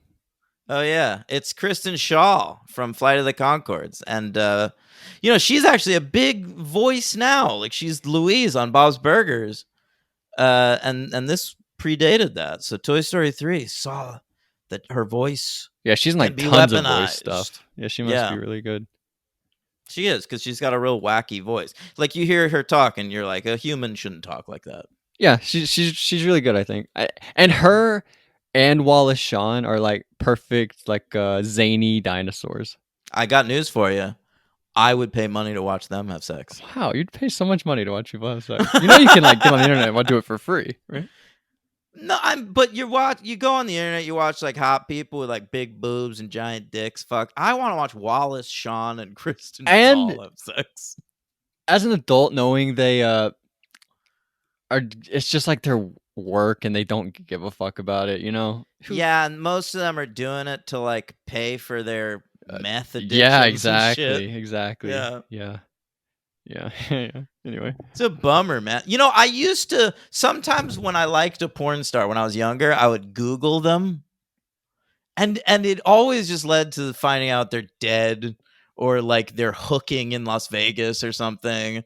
It's like not a good road. Never Google a porn star, ladies and gentlemen. Yeah, they never like turn into the mayor or whatever. It's very seldom a heartwarming story. Or like sometimes you'd find out like they quit porn and now they like do like motivational speeches about why the porn industry is evil. Right, that happens. And so it's like, now I don't want to watch you have sex. Yeah, now I just know you're miserable. Now I know like you were being used and shit. Yeah, it's horrible. But it happens all the time. So then you just have to know with everyone it's happening. It's really a bummer. Timothy Dalton's in this movie. He's really good, I think. He is in this movie. He sure is. Yeah, he's funny. And he was Bond next to Richard Gere's ex-wife. Correct. We figured that out this episode. Yeah, we did. He's like really laying on his accent, and he's like being part of the theater. He's really funny, I think. Oh yeah. Oh right. He's the little porcupine who's like a Mr. Pricklepants. A master thespian. It's very funny. And Bonnie's like really creative. I really like Bonnie's toys and how she plays with them. She's really cute. I when Woody leaves Bonnie, like I remember the first time I watched this movie thinking like I understand why, but like she is like she's a good kid. She'd be a good But he's kid. just not open to that idea yet. Yeah, for sure. He's too loyal to Andy. Yeah. And to his friends. Really to his friends. We find out at the end of the movie. Mostly to his friends, yeah. Yeah. All right, so they get shunted off to the baby's room. Yeah. Like where the kids go. Right. There's a caterpillar room and a butterfly room. Right. The caterpillar room is for the really little kids. And so they get played with like nuts, like drawn on and thrown around. But not Barbie. and- She's hanging out with Ken because Ken Right. loves Barbie. Of course. And by the I love the joke of Ken's dream house. That's hilarious. That he thinks the dream house is his. That it's like always been Ken's dream house. That he doesn't even know the idea of Barbie's dream house. That's so funny. I also love just Ken's enormous wardrobe that he's obsessed with.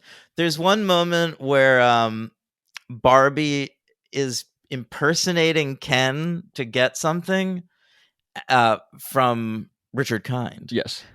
And she... Do you like that joke, by the way? What joke? That she's wearing heels and he's... Yeah, I'm about to say it's a good joke. Okay. I was about to say the joke. Okay. Yeah, and she's wearing a spacesuit. And Richard Kind just accepts that it's Ken. Like, yeah, Ken sometimes walks around. But he wearing sort the of rolls his spacesuit. eyes like, I'm not gonna question that weirdo, you know? No, exactly. When Barbie turns around and he peeps that she's wearing heels, he just is sort of like, oh, Ken again. But this guy. Isn't that kind of weird though? I thought that was kind of weird. Weird how? I don't know, to like judge Ken like that.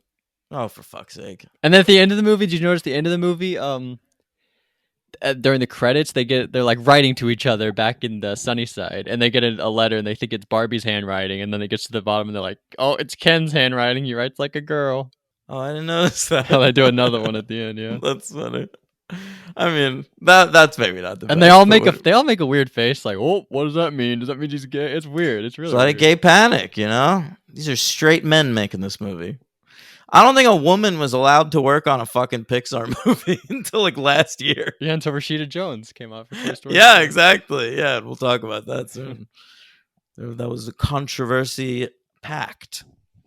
So I mean, it's so rich. They want to go into the main room, but they realize that like Lotso is like a gangster and he rules over the toys with an iron fist. And he sets Buzz back to factory settings so that he's like a space ranger who thinks that he's a spaceman again, which is hilarious. And I thought that got resolved quickly, though. I don't like how it gets resolved. How they fall into... They go and get the instruction manual, right? No, well, they set him to factory settings, then they turn him to Spanish mode. Then at the end of El Buzzo. At the end of the movie, they fall into the garbage and a TV falls on him, and then it's just like, oh, he's back to normal. That's like their resolution to that story. I don't remember. Yeah, I didn't love exactly how it played out. I reject any suggestion that this movie isn't perfect. So now I can't say anything negative. Like That's how right. You didn't That's want right. That's right. The tables have turned. Okay. Yeah. So Woody eventually, does he escape? Yeah, he leaves. He goes back to Andy, and they're like, "No, Andy was going to throw us out. We're going to stay here." But Woody knows that Andy was not going to throw them out. He saw that he was putting them in the attic.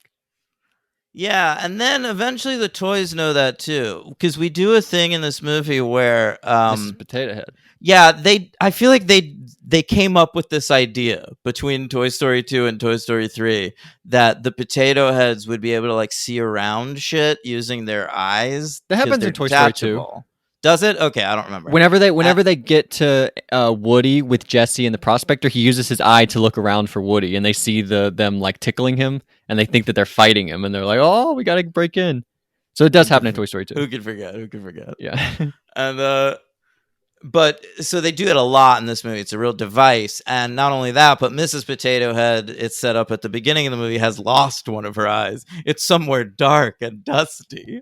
Mm-hmm. Which is one of the best line readings in the entire movie, I think, by Estelle Harris. I better find my other eye. Where'd you leave it this time? Someplace dark and dusty. And so she is able to keep an eye on the situation back at Andy's while they're in Sunnyside, which I appreciated that personally because I'm of the belief that everything should be centered around Andy's house. Yes, I know you do, but I disagree. You're saying that because of the eye. The stuff? I Yeah, get it. yeah, it's good stuff. All right. So Andy, what happens next? Where does he go? I mean, Woody. I'm doing this now. Well, You Woody- fucked me up. He gets like a kite glider thing, and he shoots up, and then he lands in a tree, and then Bonnie finds him and takes him home, and that's where he meets all Bonnie's toys. Right. So he is intercepted by Bonnie when. Right, he's intercepted by Bonnie trying to get to Andy, but then when he like meets up with Bonnie's toys, they describe Sunnyside as though it's this fucking horrible place that no one wants to be. And so he knows he has to get back there to save his friends. Right, because Woody's the most heroic toy around. She brought home the clown, and the clown was friends with Lotso. Right, the clown was there when Lotso was like going through all of his stuff on his journey. And so we get another one of Toy Story's patented heartbreaking origin tales. Yeah, they rip off Toy Story 2. That's what they do here. It sucks. No, I'm just kidding. But are you kidding? I'm kidding. But last You week, better by be the way, I kidding. said it would be a great story. Why not just lose the toys at a picnic? But I completely forgot. Like that's literally what happens to Lotso. Yeah, it's true. Yeah, I guess Yeah, that was just in my brain. So I love though that Lotso and the clown and the Big Baby. Big Baby might be my favorite. Yeah, I love Big Baby. I love because the eye. every kid has a fucking baby like this, just like Absolutely. some broken, dirty baby. Yeah, you don't know with what it is. one It's eye just like half the open. generic baby. Yeah. Yeah, and usually they don't have a name. It's just the baby. So Big Baby, Lotso Huggin' Bear, and what's the clown's name? Chuckles, Mr. Chuckles, something like that. Great. All right, so they trek back to their kid's house after they get, they get dropped at the picnic, okay? And they find that she has gotten a new Lotso Huggin' Bear. So, what you can assume happened is like the parents left the kids' toys at the picnic. The kid cried, lost her mind. And they were like, fuck. And they went and bought a new Lotso Huggin' Bear from the toy store and gave it to the kid. But and the kid's happy with that. Also, the kid was upset. They said, what's making you so sad? And she didn't say, I wanted a new Big Baby or I wanted a new Chuckle. She said, I miss Lotso so much. I want a new Lotso. And Lotso sees that and says, I'm replaced, and doesn't see like I meant so much that I was the one she needed a new one of. It's really sad. I think toys fail to understand though that there are many copies of them. Yes, they don't understand. Like Buzz, when he sees himself in that toy store in the first one, is like, or is it in the second one? The first is one's like a weirded commercial. out by that. Mhm. Yeah, right, exactly. And then we'll get into the second movie, but the second movie is just so fucking deep. That movie is just insane. The fourth movie is not for children. No, it is. It's not though. Like It is. Like it is. They put in Key and Peele to add in jokes, but like it's not really for kids. It's for kids. Bo and Woody is just like two adults talking to each other. I can't imagine if it's not for kids. Are adults interested in their conversations? Yes. Okay. You just didn't get it, I think. I gotta tell you, as much as Toy Story 3 went up in my mind, Toy Story 4 dropped a little bit. I get it. I'm not like saying it's mad. I'm just saying like elements of that are definitely for adults. Yeah, I mean, I know what you mean. There's a lot of like philosophical stuff about like consciousness and about time and passage of time, And too, about, but I mean, we'll get into it, but it's like heavy stuff to think about. It's crazy. I've got a real problem with Woody in that movie. Okay, many problems. Okay. Woody might end up being my LVP. That's stupid. It would be stupid. All right. I wrote down a different character, but we'll see what happens. Okay. Did you know Andy lives on Elm Street? Do you think that Andy's parents were involved in burning alive Freddy Krueger? No, they moved to Elm Street after that happened already. Holy shit. So like they left like this like poor, trashy neighborhood with like Sid's family, and they moved to like this weird cult neighborhood. They heard it was popping over there. They're like, we got to get down to Yeah. Elm Street. Holy shit! Next, they're gonna move to Stepford. Where's that? I don't know, but there's like robot wives there. No. Okay. Yeah. You ever heard of the Stepford Wives? Yeah, I have. Okay. We could do that. There's a lot of those. No, I didn't know that. Yep. Anyway, so Woody gets back in there, rescues his pals, takes them out through like a garbage chute situation. All the action sequences are great and a lot more simple and plausible. No one's driving cars, no one's chasing planes. They're simply opening handles, jumping through things. Okay? Whatever you say. Yep. And but they're intercepted by Lotso and his evil pals, okay? But then they're able to turn the tides and convince the pals that Lotso is truly the evil one. And they get through. And what happens? They end up in that truck, the garbage truck. How does that happen? That we're already at the garbage truck? Yeah. Wow. What else do you want me to talk about? Mr. Tortilla Head. That's pretty good. Oh, that's great. Yeah. Why didn't they do that? Because, you know, when I was a kid, I had a Mr. Potato Head, Logan. Yeah. Did you? Yeah, definitely. Okay. Well, I thought you didn't have any toys.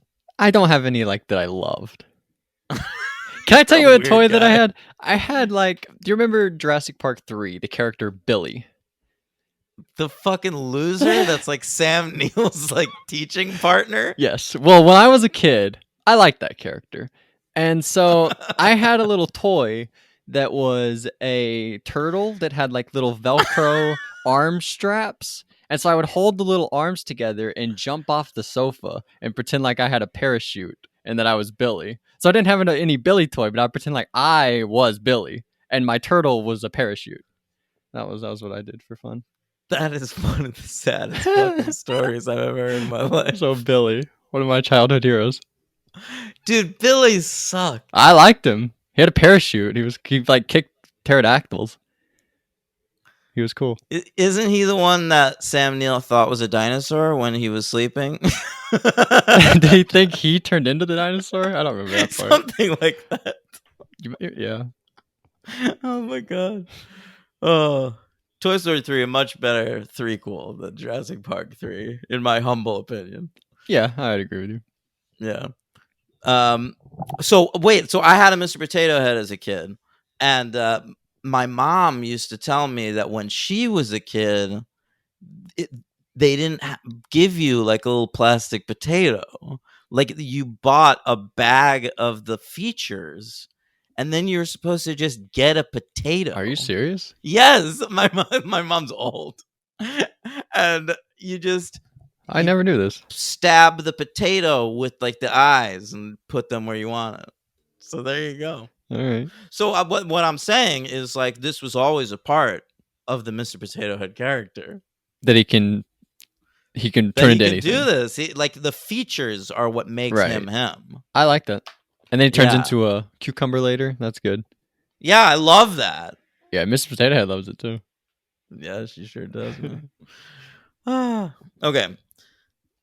So what else did I skip that you want me to talk about? Whatever. Baby tosses Lotso in there. Yeah.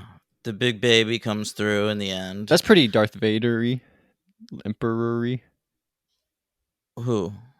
Big Baby is Darth Vader. Lotso is Emperor Palpatine, tossing him down the thing. I think it's more like, I like that in terms of tossing him down the thing, but their actual relationship reminds me more of Palpatine and Darth Maul.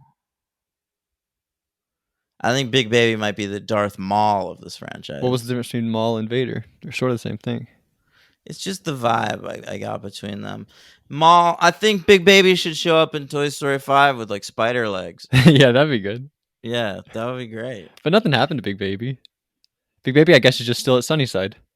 Yeah, Big Baby's happy at Sunnyside, ripping on Ken for being gay. The end credits, Barbie and Ken are in charge of Sunnyside, and it seemed like a really fun place to be. Yeah, and Barbie's wearing the pants in that family. Am I right? You think so? Yeah. I don't know. What a homo. I'm taking you back to the year 2010, baby. So when did you cry? The lava and then at the very end? I cried constantly. I cried, like I say it 2 times, but those 2 times lasted. Yeah, completely. Yeah. Like I think about the end as to me what always got me. I mean, the fire scene got me. Like they're accepting that this it's is the Andy end. giving away the toys at the end Yeah. that really wrecks me. But this time it was the fire did get me. And also when Woody is put in that box and he's listening to Mom talk to Andy and saying like she's sad that he's going to college, and she says something like, "I'll always be with you." And he looks at the picture that's inside the box with him of Andy and all of his toys, but he focuses on the toys, not Andy. And then he goes and gets in that box, and that was just so good to me. And I never really picked up that specific moment before, but it really is just like the last 15 minutes in general. It's really great. What got me with the fire this time is just how good it looked. It's like amazing. Like Yeah. the garbage that they're sort of descending with, and the fire, and you really feel the heat of it, and you get this moment where you see in the eyes of all the toys, you see them accept death. They know that life is coming to an end and that they will exist no more. And you see Woody thinking about Bo. Yeah, and that he's not. and I also appreciate that. I believe they're atheists. I don't believe Really? any of these toys think there's going to be an afterlife for them. I never thought about it, but I think you're right. Yeah, which is pretty great. There's no toy god. You know, when he drops the toys off to Bonnie and he like takes them all out and gives them to her, I never understood how she knows to go and look in the box and know that Woody's in there. How does she know to look Like in the like box? Andy takes all the toys out and then she gets up and walks over to the box and looks in the box like she knows there's another toy in there. Well, I don't think she knows there's another toy in there. She I think looks up like she's like, what? There's one more. It's like a weird look in her eye. I studied this moment, D-Train. Well, how about this? Maybe she catches Woody running and jumping into that box. No, he got in the box at home and he rode all the way there in the box. Did he? Then why didn't Andy see him at the bottom of the box? Because he's at the bottom of the box. Right? Oh, you're right then? I don't know. But like he pulls out Yeah, all that the doesn't make toys sense. and leaves one toy in there, and then he's like, "How did Woody get in here? What the fuck?" Yeah, it doesn't make sense. And the kid's like, "Yo, I already slept with this toy one night. I love this toy." And then he's like, "God damn it! All right." You know what would be crazy? He lifts the shoe, it says Bonnie, and he realizes he's never owned Woody ever. What a twist that would be. That's the Shyamalan ending. That would have been great. Yeah. You know what would be even better? Andy looks at the bottom of his shoe and it says Bonnie. He's a toy. He belongs to Bonnie. Oh, it's so good. That would have been incredible. They would have never needed a fourth movie ever if that happened. I know, man. It would be the perfect ending. Be like the end of The Prisoner. Logan, Yeah. what do you give this fine feature film? Well, I don't think it's as perfect as you do. I feel like the only real people who get arcs are Woody, the baby, Barbie and Ken. Lotso. Does he? Yeah. He goes from evil to evil. Well, no, but he gets a chance. Woody gives him an opportunity at redemption and he doesn't take it. That's his arc. That's fair. That's fair. But Jesse doesn't. Buzz doesn't. Potato Head that's fun what he gets to do, but he doesn't really. Well, I guess no. I'm wrong about that actually, because he really comes to accept the aliens at the end of the movie, where they love the aliens, at the end where he save him with the claw. By the way- Yeah, the aliens really come through in this movie. I love the aliens in this one. yeah, it's great. By the way, I remember seeing that's a great moment in this movie. It's really Yeah. smart. It's really smart. Like that is so perfect that is the wait. That's what Yeah, saves him. and it really uses elements of the first two movies perfectly. It really feels like a perfect capper to a trilogy that only the most greedy, money-hungry imbeciles would want to fuck up. Yeah, you're right about that. Yeah. But Buzz sort of starts this movie where he's still kind of not with Jesse. Like he still sort of gets freaked out by Jesse. Yeah, what have you been doing the last 10 years? Yeah, it's been bro? a long time. What's Get off what's your ass. happened? But between also, then and what's the end game for these toys? I don't think they're fucking. you don't think Bo and Woody? I ever- don't believe that there's a version of toy fucking. No. Why not? Because Woody seems uncomfortable even kissing Bo. In front of people. What, you think they're ducking behind the blocks? And Yeah. getting raw? I do think so because But how are they going to with her? She's made of fucking ceramic. listen, you ever see dress Bride is of Chucky? attached We don't to her really need all body. the answers. You wouldn't even be able to get under that dress. The mechanics don't work. I guess you're right with her. Yeah. So that's my theory. I don't believe that toys are having She's sex. all about giving, maybe. Oh, come on. She doesn't have a mouth. I mean, I guess they can open their mouths. We see them open their mouths. But but I mean, I just don't get it. I don't get thinking of them in terms of love. Doing a love story with toys, who gives a shit? What are you talking about? The whole story about Toy Story is about love. It's about friendship and loyalty and about aging. To me, that's really It's about what Toy Story is about. Toy Story is It's- mostly about purpose. I think it's about passage of time and getting older and That's what it growing to turned into. Understand life. Yeah. Yeah, that is what it turned into. But I think Pulled at the its whole thing core, together thematically. it's about purpose. What is your purpose in all of this? So yeah, I have no I problem. think that's true too. Whether it's to be a kid's toy, whether it's to be just admired Yeah. behind glass, right, or a or free in a toy daycare, on the run, wherever right, you are. exactly. Yeah, the lost toys, or are they lost at all? Yeah, that's great at the end. That's beautiful.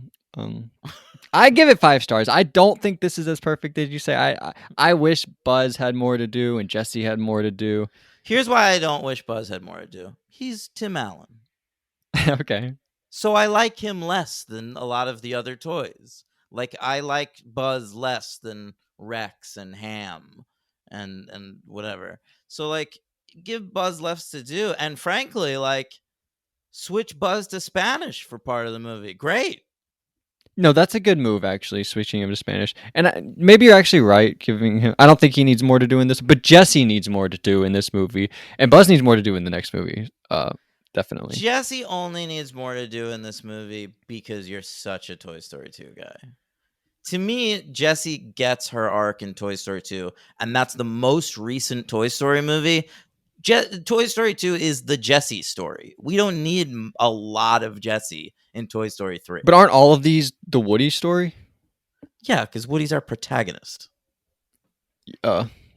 Yeah. Also, I like the Jessie's story in the 4th one, even though she doesn't really do too much. No, I agree. Certainly, with the badge and everything. Yeah. That's great. Having it also makes sense. Bunny, Bonnie meets Woody first. I think that's Keaton. Right. Or Peel. That's Peel. Right. Very good.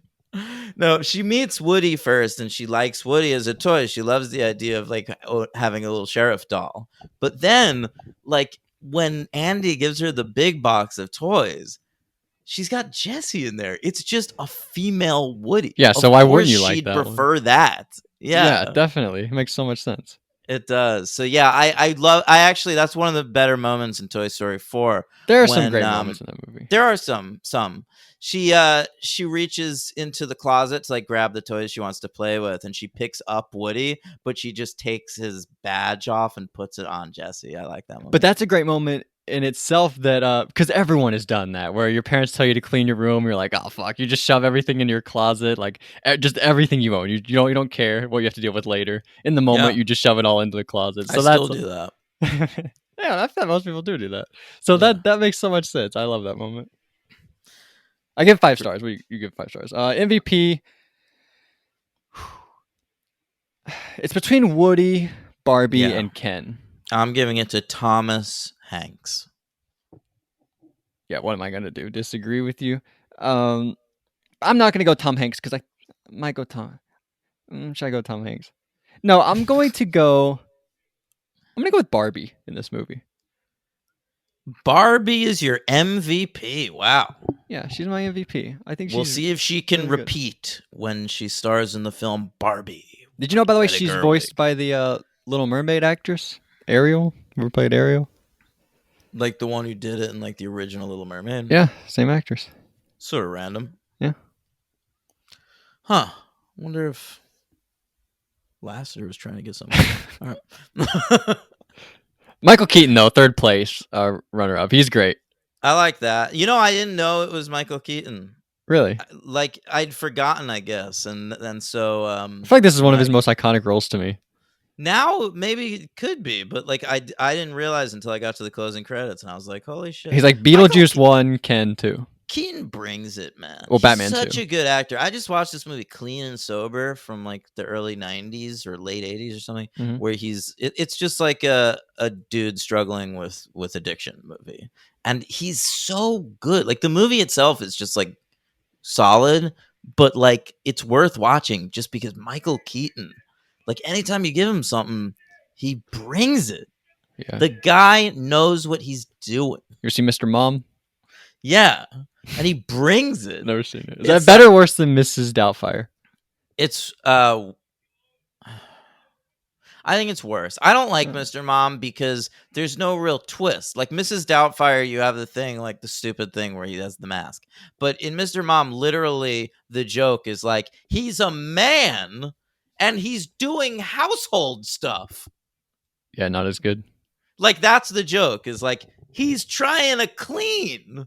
He's doing laundry. That's all it is? Yeah. There's nothing else to it? He has to take the kid to school. Like the thing, I think the plot of that what movie year is is like, this? It's 1982. It's like he gets fired from his job, and so his wife like gets a really good job, and so he's now Mr. Mom.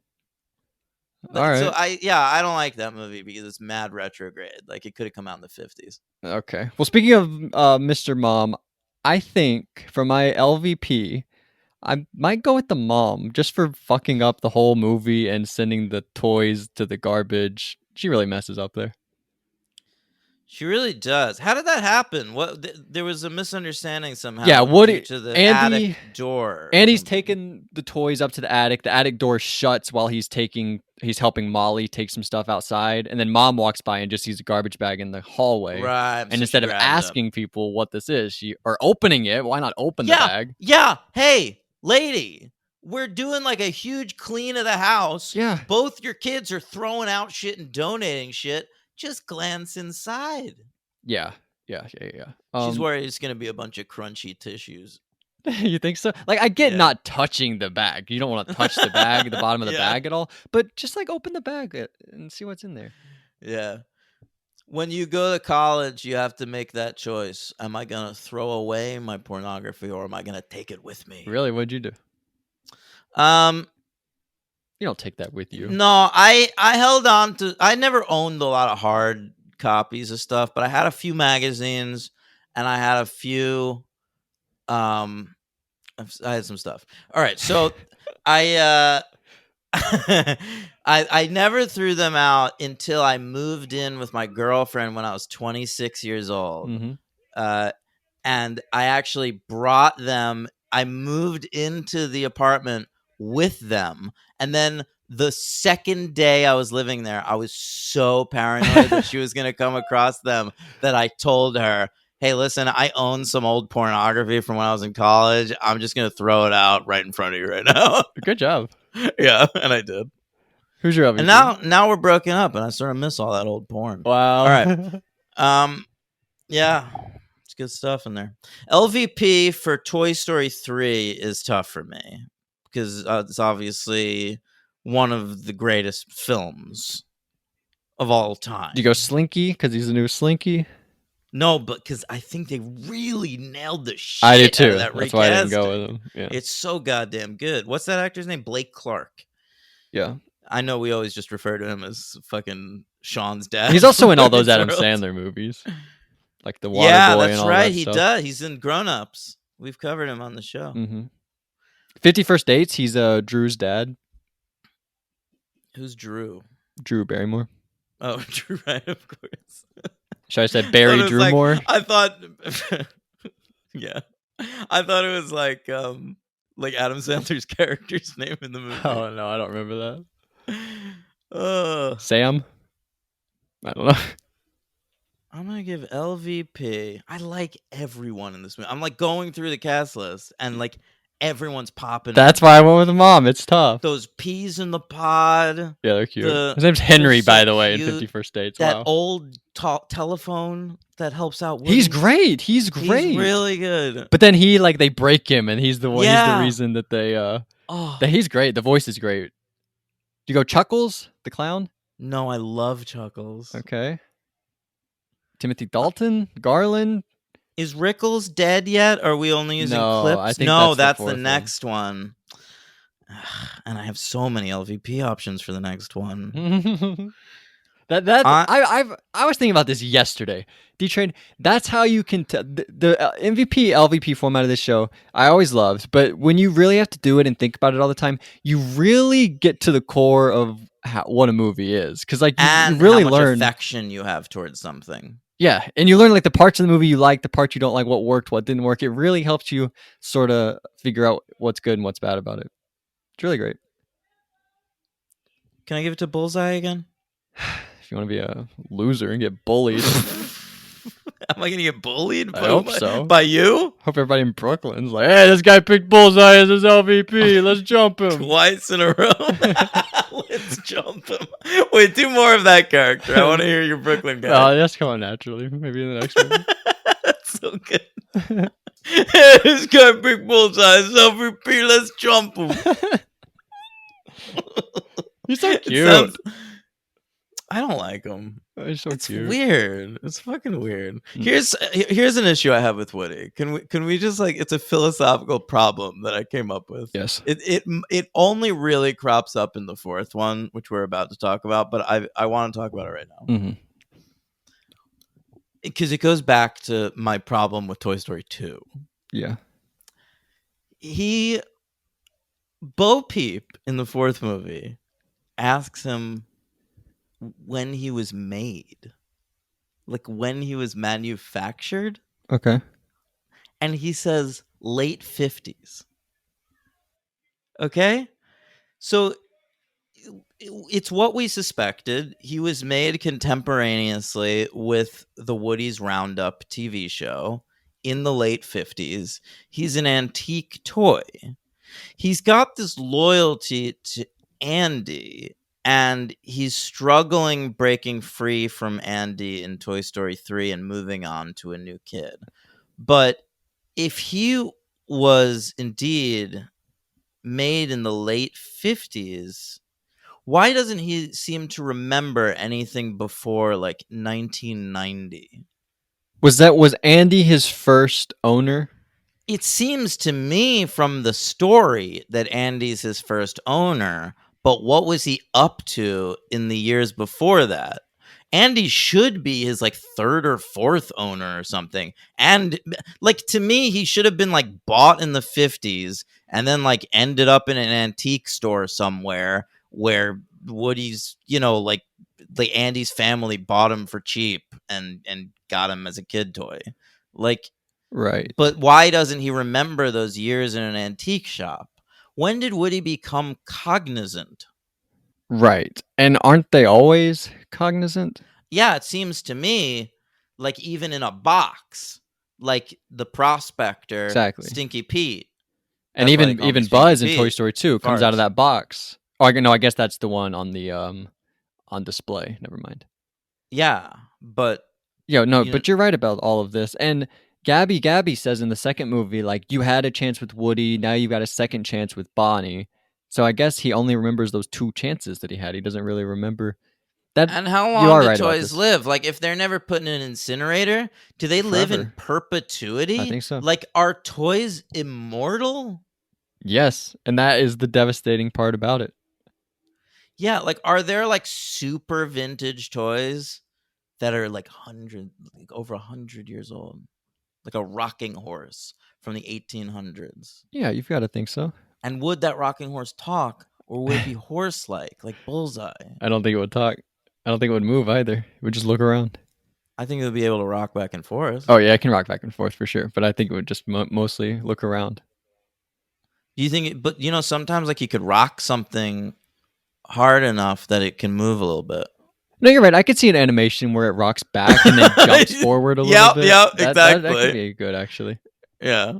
No, this is all a good point though that you bring up about Woody. I think it ruins the entire franchise. Just don't think about it. Don't think about it. Yeah. You can't. Yeah. There's just like logic problems with this franchise that I can't get on board with. He got amnesia. What are you talking about? He got amnesia. I think that's just what we're supposed to believe. He's like Harry Osborn. He got amnesia. He doesn't remember what happened. Yeah. And they just went on from there. Yeah, but he didn't have like a butler named Nigel to help him or something. What was the butler's name? I love the butler. I should have made the butler my MVP in Spider-Man 3. Your MVP. Yeah, I love that butler character. Your dad got pierced by his own glider, it looks like. It wasn't actually a bad guy. Yeah. All right. Let's talk about Toy Story 4. Yes. Who's your MVP, did you say?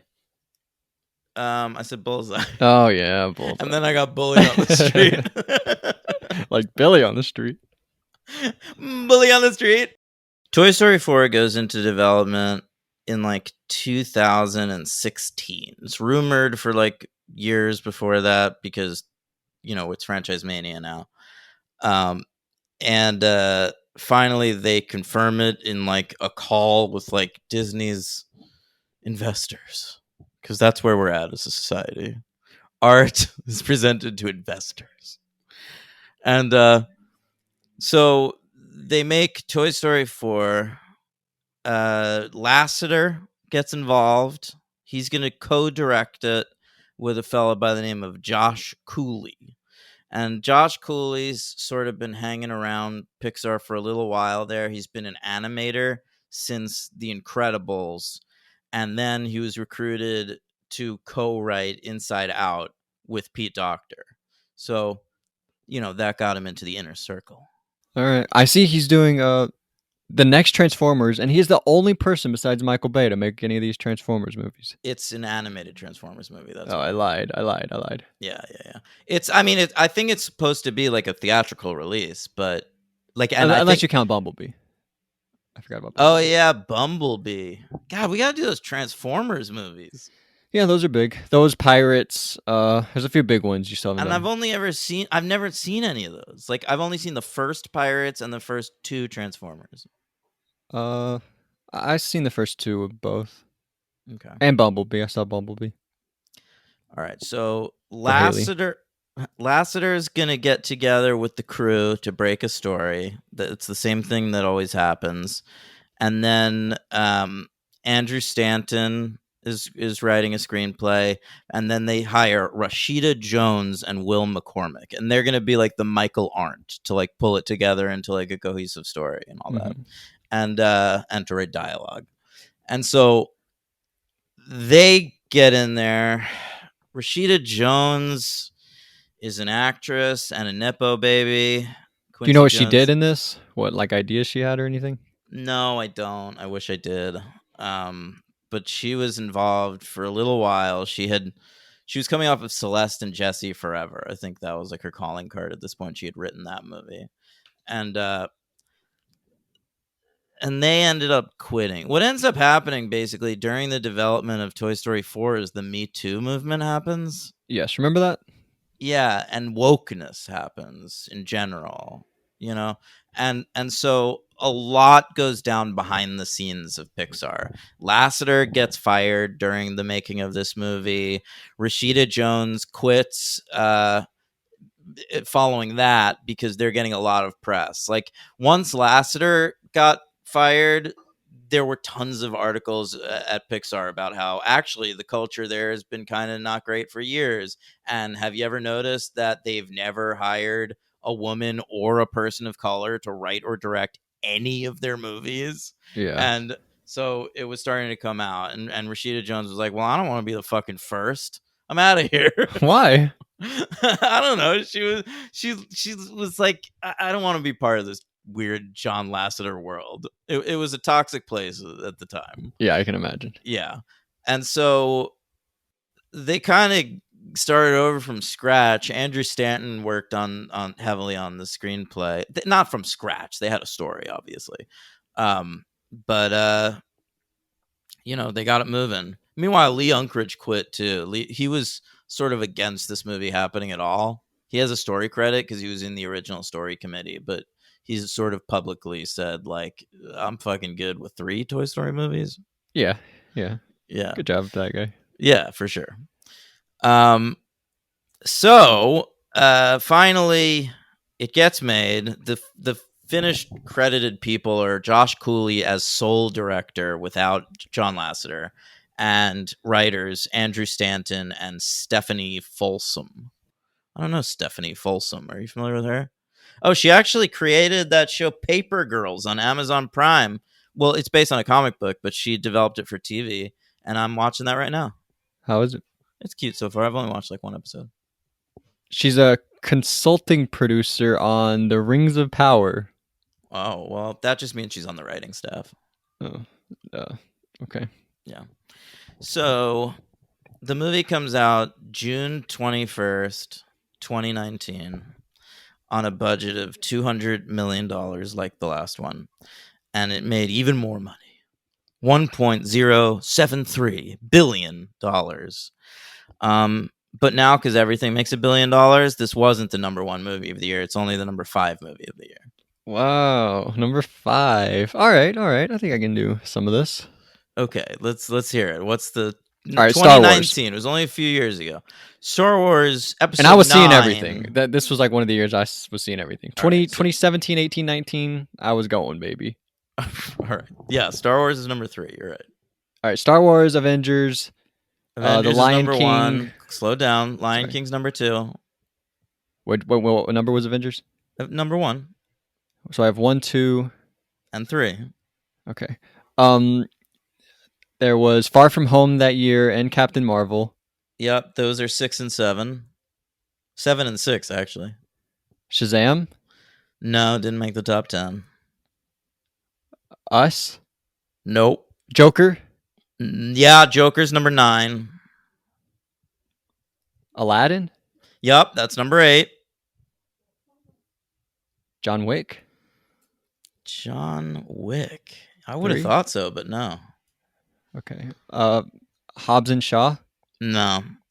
I think I'm out. All right. No. I got Frozen 2. Very good. That's number 4. Wow. Okay. Pull that out I'm of your out ass. now. Yeah. All right. So number 5 was this. The only one you missed was number 10. Well done. Wow. What was number 10? It was Jumanji: The Next Level. Yeah. Okay. Wow. Yeah. Not one of my favorites. I gotta be honest. I was at my parents' house last week, and I was just flipping through the channels, and Jumanji: Welcome to the Jungle was on one of the channels, and I watched like 20 minutes of it. Yeah, it's pretty fun. It gets long at the end when there's like those jaguars or whatever. Yeah, but I like. caught it like right at the part where they were like discovering who they are and shit, which is like the best part of the movie. No, that's good. Yeah. Okay. This was nominated for awards and shit. Yeah, I bet. Oscars, won Best Animated Feature. Okay. Seems crazy to me. By the way, 97% on Rotten Tomatoes. How do you feel? Outrageous. Very high. It's outrageous. Would you have given this a thumbs down if you were reviewing it? Thumbs No, up, I thumbs probably down? would have given it thumbs up. At the time, That's I how gave it it a works. 3. Yeah, that's the problem. Yeah. That system. All right. Nominated for best song. Randy Newman wrote a song for this one. Yes, he did. You don't remember it? God, these songs are getting even more boring than When She Oh, Loved Me. come on. Was there one for the third one? I believe in the credits. I actually noticed in the third movie, there's not a song in the third movie, really. Yeah, 'cause Right? it's a That's real, like a real film. It's a real Yeah. serious business movie. We're not fucking around with montages. All right. All right, hang on. I'm looking up Toy Story songs. I've got a playlist here. You don't remember? It's the one he's like, I can't let you. I can't let you. I can't let you throw yourself away. Oh yeah, I Forky. do. There's none in the third one, by the way. He didn't write one for the third one. The only thing he really did for the third one is this. Ken's theme.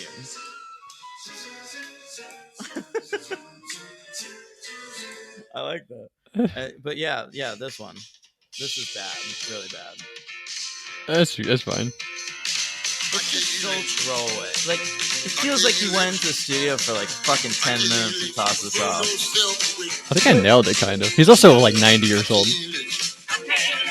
Yeah, I guess. I bet his wife is like fucking 30. No, they've been married forever. Come on. Have they? I told you, since like 1990. That's not forever. 28 years of this. Or not even whatever. my I don't know whole how to do math anymore. Not even my whole life, all right? Okay. It's That's 30 32 years. It's- yeah, I guess that's a long time. I'm old. It's a long time. Yeah. What are we doing? And he was married to BAFTAs. somebody else before her for Oh. like 15 years. God damn it. My phone randomly started playing this weird piano version of You've Got a Friend in Me. Should have played your whistle version. Oh, dude, that was good. You should include that at the end of the up. I will. Thank you. BAFTAs, all right, nominated for Best Animated Movie. It lost to Claw, which is sort of like an artsy flick on Netflix, right? It's like, I don't remember I it. think it was like Christmassy. Claws. I said it Oh. wrong. Claws. I thought you meant The Claw. No, it's like Santa Claus, I think, but with a K. All right, and then Golden Globes nominated for animated as well, and it lost there too to Missing Link. Oh, yeah. Is that Hugh Jackman? Yeah, he's like a monkey, I think. He's like an abominable snowman or something. Oh, no, you're right. That's You're right. abominable, motherfucker. You're right. I got him confused. All right, that's the Golden Globes. KCA's Kids Choice Awards. I think John Ratzenberger plays the abominable snowman in Monsters, Inc. Do you remember that? They go through one of the doors. Sure, and yeah. All right. And then Those will be fun. It I haven't seen lost- Monsters U in a long time. All right, I have never seen it. It lost Kids Choice Award for Best Animated to Frozen 2. Oh, holy shit. Well, kids are stupid. And then Hanks was nominated for Best Voice Performance, and he lost to Mr. Joshua Gad Wow. for both Frozen 2 and the Angry Birds movie 2. I didn't know he was in that. I Yeah. didn't know they made a second one of those. You didn't? We got to No. cover that, man. I'll probably make a third. We'll wait I for feel that. like by the time the second movie came out, like it wasn't even a game anymore. Like, are there still people that play Angry Birds? Probably.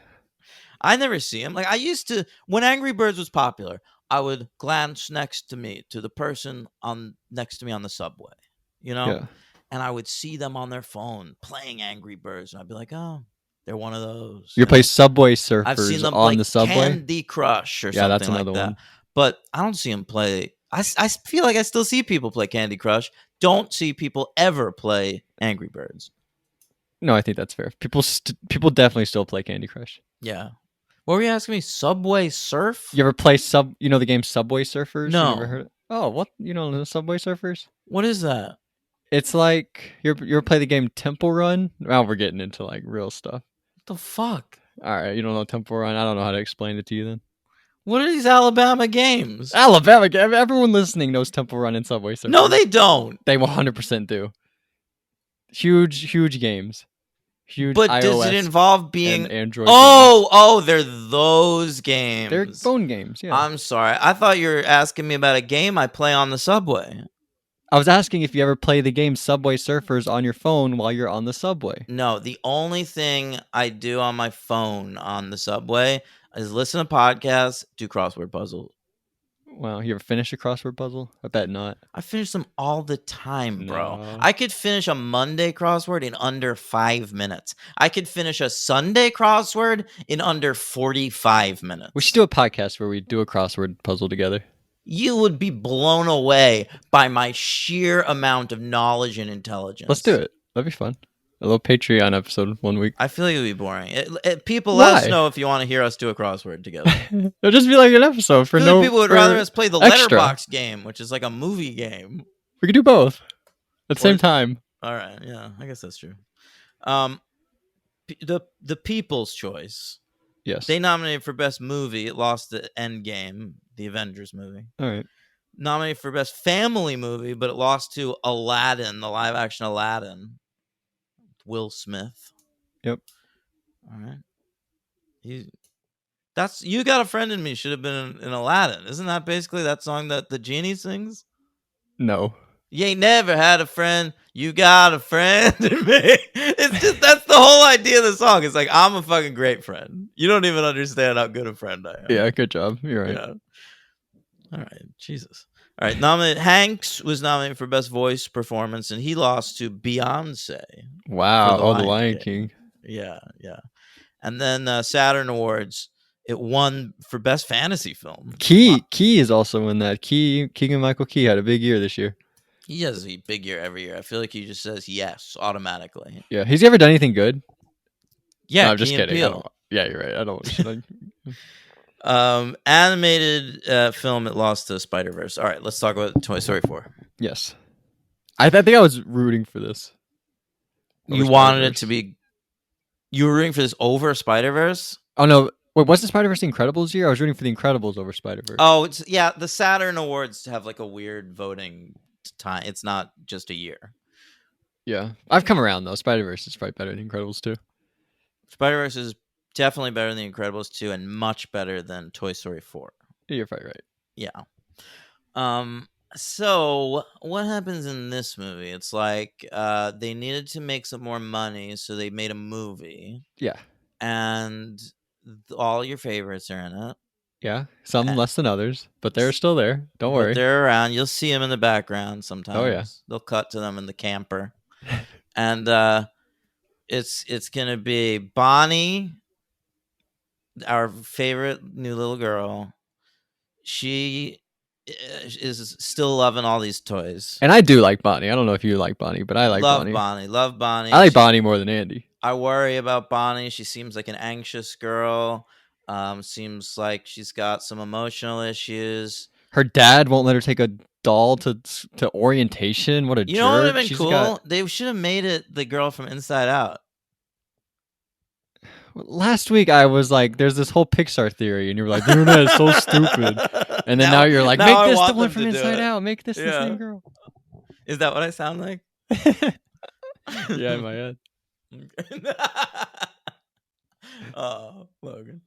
All right. So they're Well, it They're opens up, by the way, 9 years ago. That scene with RC where they have to rescue RC. That's great. who is RC? You remember RC? All right. There's this car in What are you talking about? Flashback. RC. Is he in the movies? What?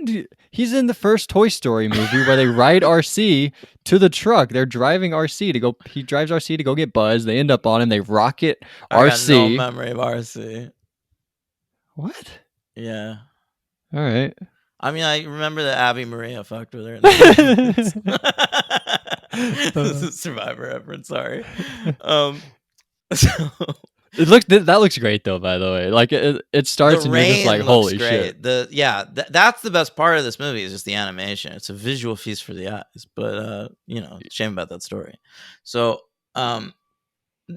Bonnie's going on vacay with her family because like kindergarten's starting Yes. in like a week. But first she's got to go to kindergarten orientation. Mhm. At this point, Woody is still being played with. Like I feel like he's being a little bit of a whiner here because they say this is the third time in the this week you've been left in the closet. That means he got played with 4 times. Maybe more than that. I mean, she probably plays with them more than once a day. Yeah, that's right. She probably plays with them like 5 times a day. Yeah, motherfucker. So like, I feel like Woody's in fine But what? position. But what if it's Tuesday? I just think Woody's butthurt because he's used to being the leader of the toys, and he no longer is. Gabby is. No, not No, Gabby. Dolly. Dolly, right? That's cool. Bonnie I think Hunt. it's good how they set that up. Me How she's too. clearly in charge there. Yeah, she's the alpha. Yeah, he doesn't take it too terribly. I don't think. Takes it horribly. He's all butthurt about his But he's still looking out for her. He still goes to dust, orientation to stupid look out for her. dust. I think that's him. For himself. You think so? He's You like, if I need- can do this, she'll notice me. Like And no, I don't think it's to get noticed. I don't think he intends to get noticed. I think it's the thing you were saying about how these movies are a lot about purpose, yeah, and I think Woody is lacking purpose. And they talk about it later, like the whole metaphor of lost toys, and like Bo is lost, but Woody's the one who's truly lost at this point. right. Yeah. But that works to the end. That it makes sense why he leaves to go with Bo, because right now he doesn't really It's feel set up like he's serving reasonably, anything. yes. Yeah, that makes sense to me. Yeah. So he goes to school with this girl, Bonnie, and This girl. I forgot her name for a second. And he helps her out. This kid's being a dick to her, and Woody goes to grab some art supplies, and Bonnie makes Forky. I thought a horrible Which- teacher, by the way. Like, this girl comes in clearly nervous, and how does the teacher not notice the whole time that she's sitting alone? Oh, and come on. The teacher's got like 30 other kids to take No, care of. It's 30? It's There's like day 15. 1. And the second she makes Forky, the teacher comes over and is like, amazing job. What a creative girl. How is Bonnie sitting at a table alone if there's 30 kids? If there's 30 kids in a classroom, every table is going to be filled. They're running around like getting glue and shit. The whole time she makes Forky, no one sits at her table. I don't know. Seems like there's People like don't like 12 her because kids. she's got that weird haircut. Oh, come on. All right. So she makes Forky. She loves this Forky. I don't like that his name is Forky because it's a spork. Yeah, I always thought the same thing. I agree. Drives me insane. Yep. So the spork, Forky, has eyes and a mouth and a unibrow and rosy cheeks and pipe cleaners for arms. Uh-huh. Did I miss anything? Did you say the sticks legs? Nope, stick legs. Yes, Yeah, and she writes Possible Bonnie on it. It's sticks. very cute. it is very cute. Independently of knowing Andy did that, I guess. Oh, unless she saw the Andy written on their shoe. Never mind. So because so Forky is basically sentient trash. So he thinks he's trash and he keeps wanting to go back into the trash can. Mm-hmm. It doesn't totally make sense and it's not that funny a bit, but we'll go with it and just do it constantly for the rest of the movie. And so Woody's job at this point is to just prevent Forky from being trash because Bonnie loves him. I think Woody's working way too hard because every kid makes little shit like this as a kid and names it and thinks it's going to be their best friend. And then they lose it like 2 days later and never think of it again for the rest of their lives. Yes, but his goal is to make sure she doesn't lose it. But what? But the only reason he doesn't want her to lose it is because she'll be upset. But like Woody has been around kids long enough to know that she'd only be upset for like half a fucking day, and then like the mom would like be like, "Do you want me to buy you a Barbie?" Does he know that? Apparently, like, you know that. You know the world and children. He only knows Andy, I guess. Woody lived in a child's bedroom for 17 years. All right? Yeah. He understands how this shit works. Yeah, I guess you're right. He did see experience after experience. Okay. Yeah. By the way, how long, like, how close is this to Toy Story 3? 9 years. No, that's not true. 9 years is to the flashback. Oh, you're of- no. You're saying like in the movie. Oh, right. Yeah, it's 9 years after, like between movies. But I In think, the world of the movie. yeah, I don't think it's much time at all. I think it's less than a year. Well, she's still very young, and like they set up at the beginning where Bonnie leaves, and they say like, "Don't get up," because she always forgets something and comes back. So like they must be very new. Like like they must have been there for like 2 weeks if they don't know the routine yet. They're still learning things about Bonnie for sure. Yeah, so I like that. I always like when movies have a long time in between them, but they just pick up kind of where they left off. Okay. I always like that. All right, so they go on the vacation, and Bonnie takes Forky, and I mean, it's like a fun road. They stop in a, what is it? They rent an RV, They rent an RV. and they stop next to this theme park. Why are they stopping there? Why And not? why are they stopping there for like 2 days? Well, because they keep messing up the car. Toys keep Yeah, like the messing with them. toys keep breaking the car. The toys know how to get the car to malfunction. Yeah. Yeah. So what? Can They, I like, read you my worst? The toys like hotwire the car at one point. No, do they? I thought they do. They do the GPS. That's all they do. Yeah, there's a bit of that. Can I tell you my least favorite line of the whole movie? Tell me. Probably when Forky first comes back to the room and he's like wants to throw himself away and he says he's trash and all that. And Trixie, the dinosaur, if you remember Trixie, Kristen Shaw. yeah, Kristen Shaw. Said almost wanted to say Catherine Hahn. She says, Woody, I have a question. Well, actually, not just one. I have all of them. I have all the questions. I hate that line. That is so stupid. Don't put that in Toy Story. That is such. I have all the It's questions. such a little pet peeve of yours that you had to get out there. It's so dumb and lame, and people do it to be quirky, and I hate it. Yeah, people do have like, I mean, do I have things like that, like quirky things that are annoying that I say that are affectations? I dated a girl who used to say, instead of forever, if she wanted to say something went for a really long time, she would say 5 ever. Yeah, I've heard that. And that I would cringe every time she did that. You know what I've heard? If people have But that pussy was too good, Logan. Jeez, you do that a lot. Well, I've heard people, if they have a large forehead, they say a 5 head. You ever hear that? I hate I've that. heard that. I don't like that. I don't either. mind that. I don't like it. It's stupid. I feel like I've said You're lame. it.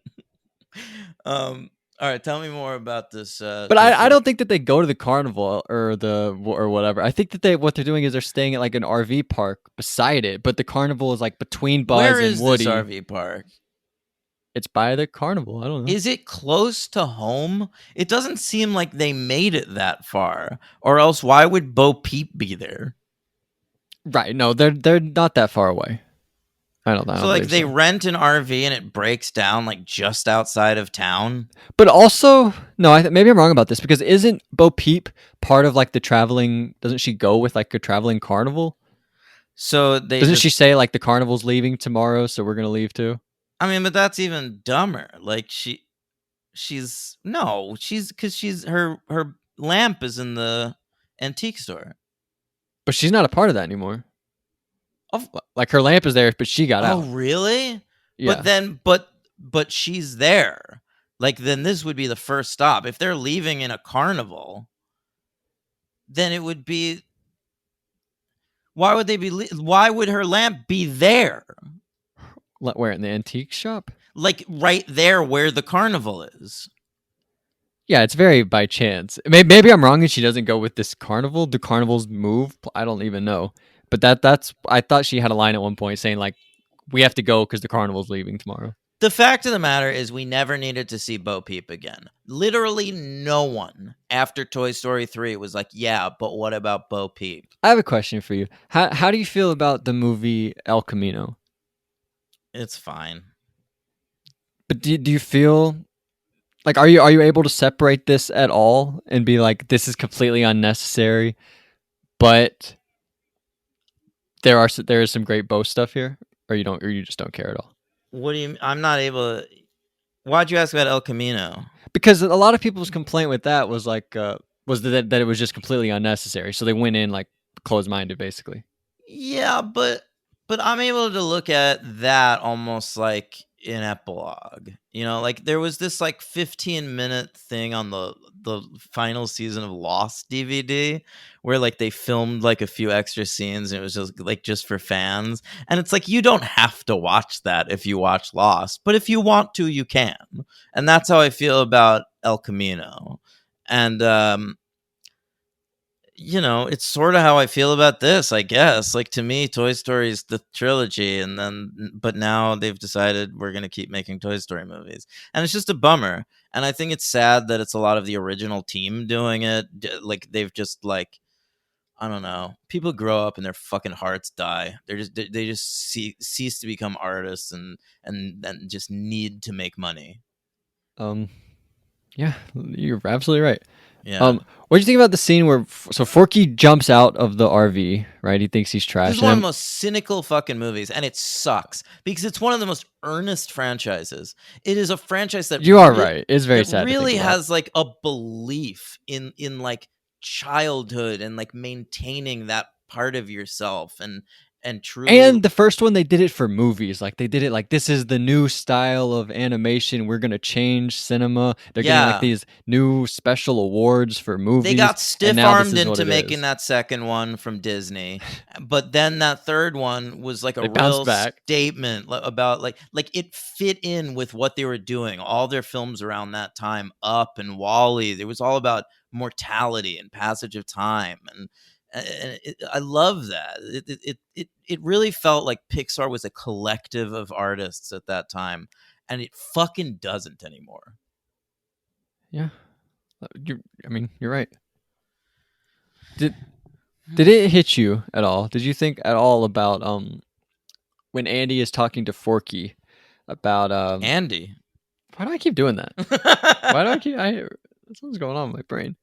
Woody's talking to Forky, and he's like, they're doing that walk in the dark, walking back to the bus or the RV or whatever, and he's telling him about Bonnie, but he says Andy, and then he starts saying how Andy is now off on his own, and he's like living his life and getting to do things that Woody's just never going to know about.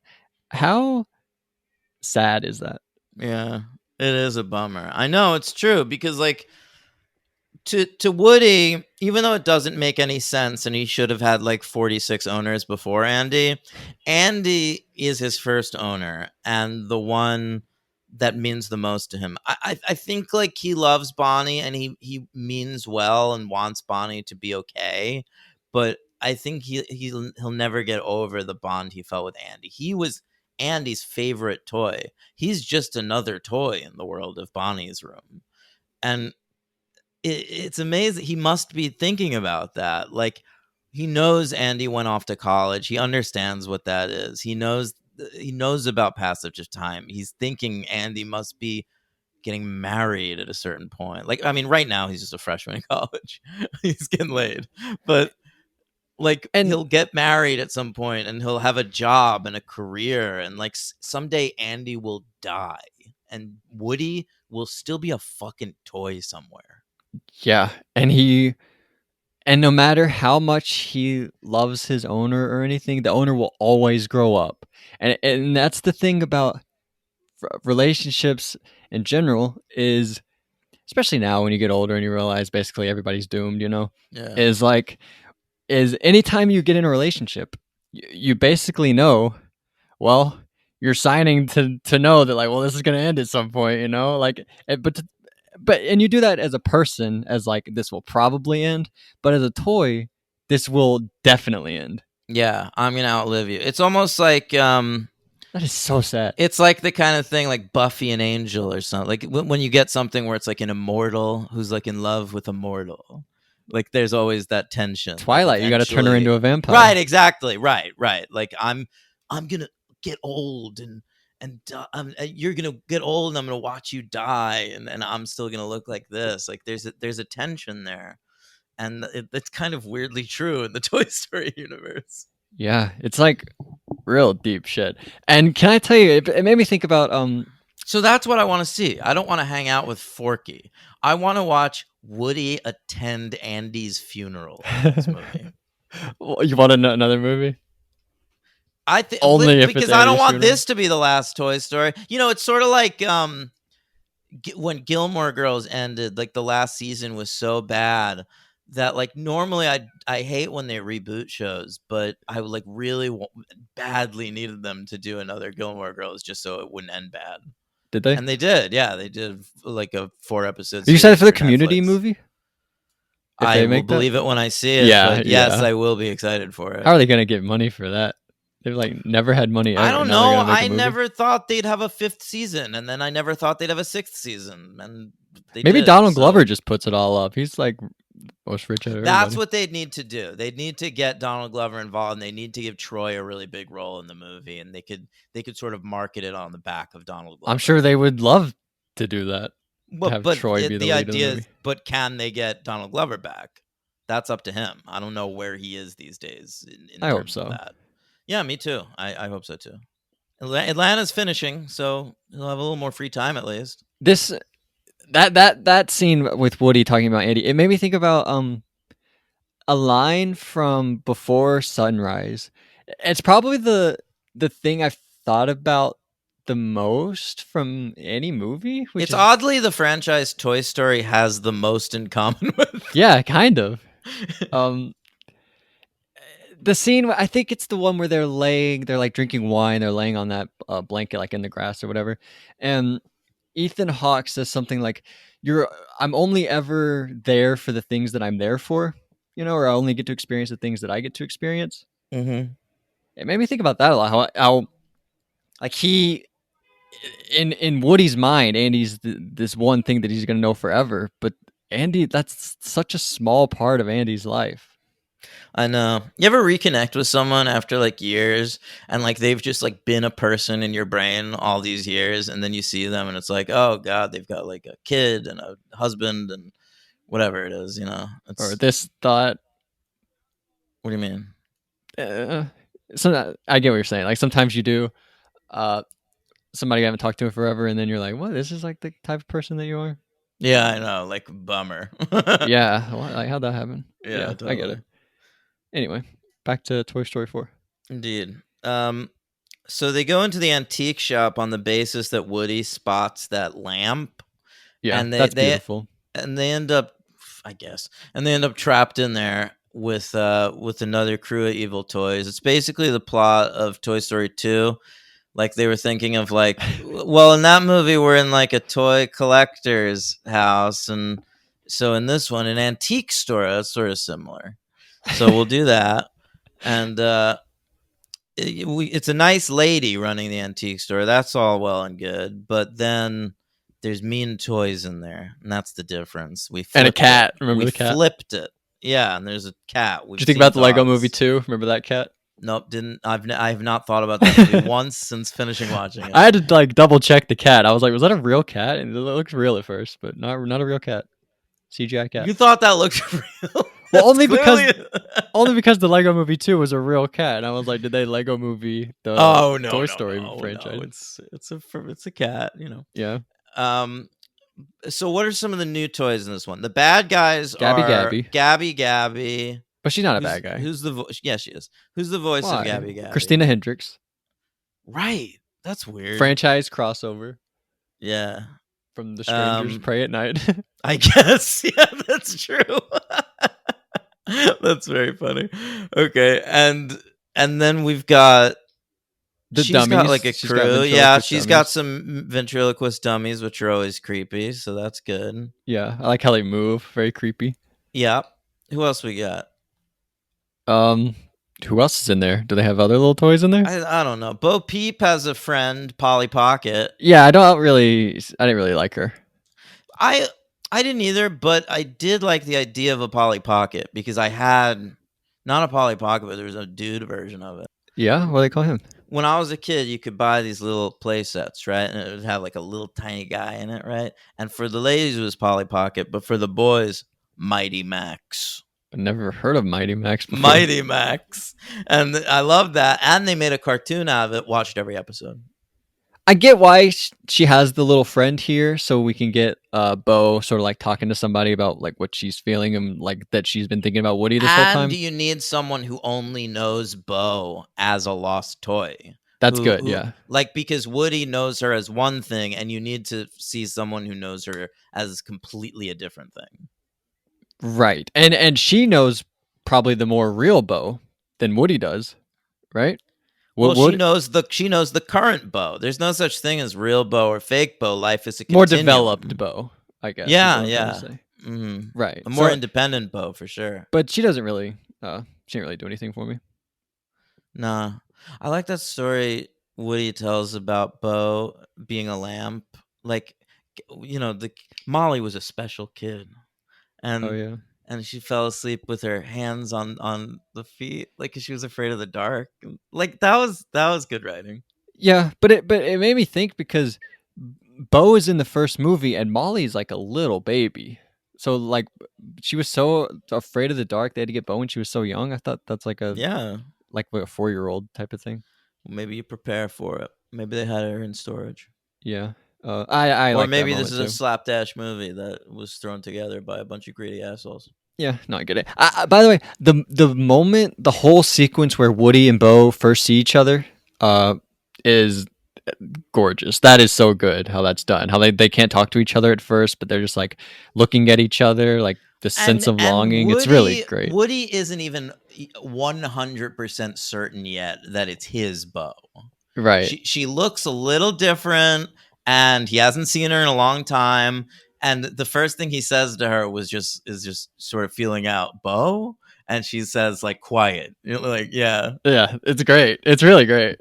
Yeah, that's good. She's awesome too, Bo, in this movie. You don't think so?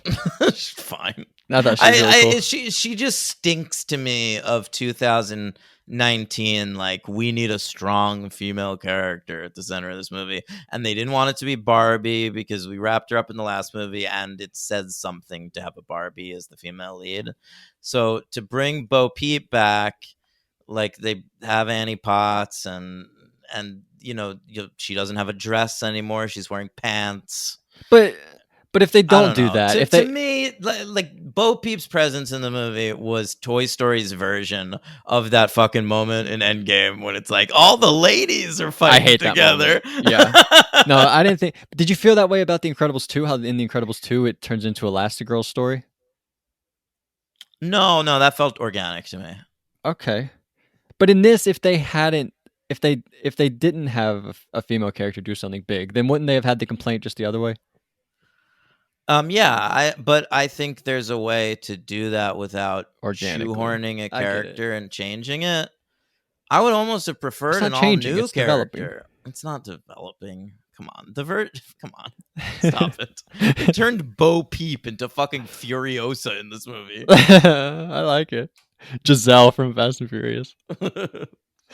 Combat Carl, did you notice? By like Carl Weathers, that's great casting. Yes, that is great casting, and I didn't realize it was Carl Weathers. And I liked him too. My favorite one of his outfits was his snow outfit. Yes, because I remember as a kid, every action figure came with like a snowsuit, and that's the one that they never high five in the movie. It's very upsetting. Oh my god, dude! I was gonna bring that up because I don't think I noticed that moment the first time I saw it. I didn't either.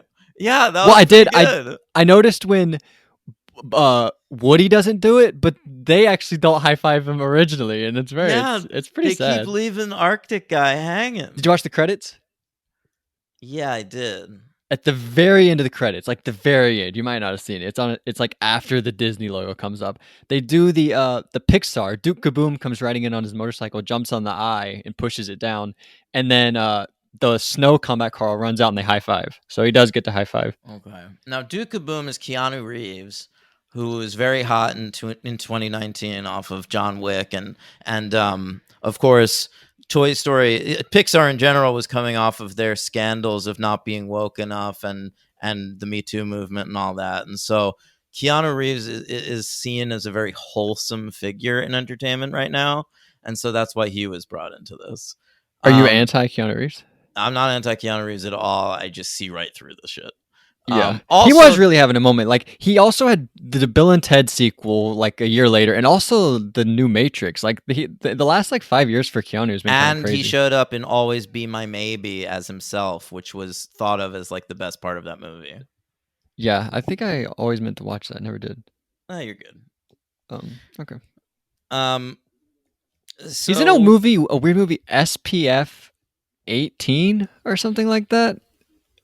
Don't watch that movie. If anyone's seen that, they'll know what I'm talking about. But don't even like bother with anything. That's weird. Whatever.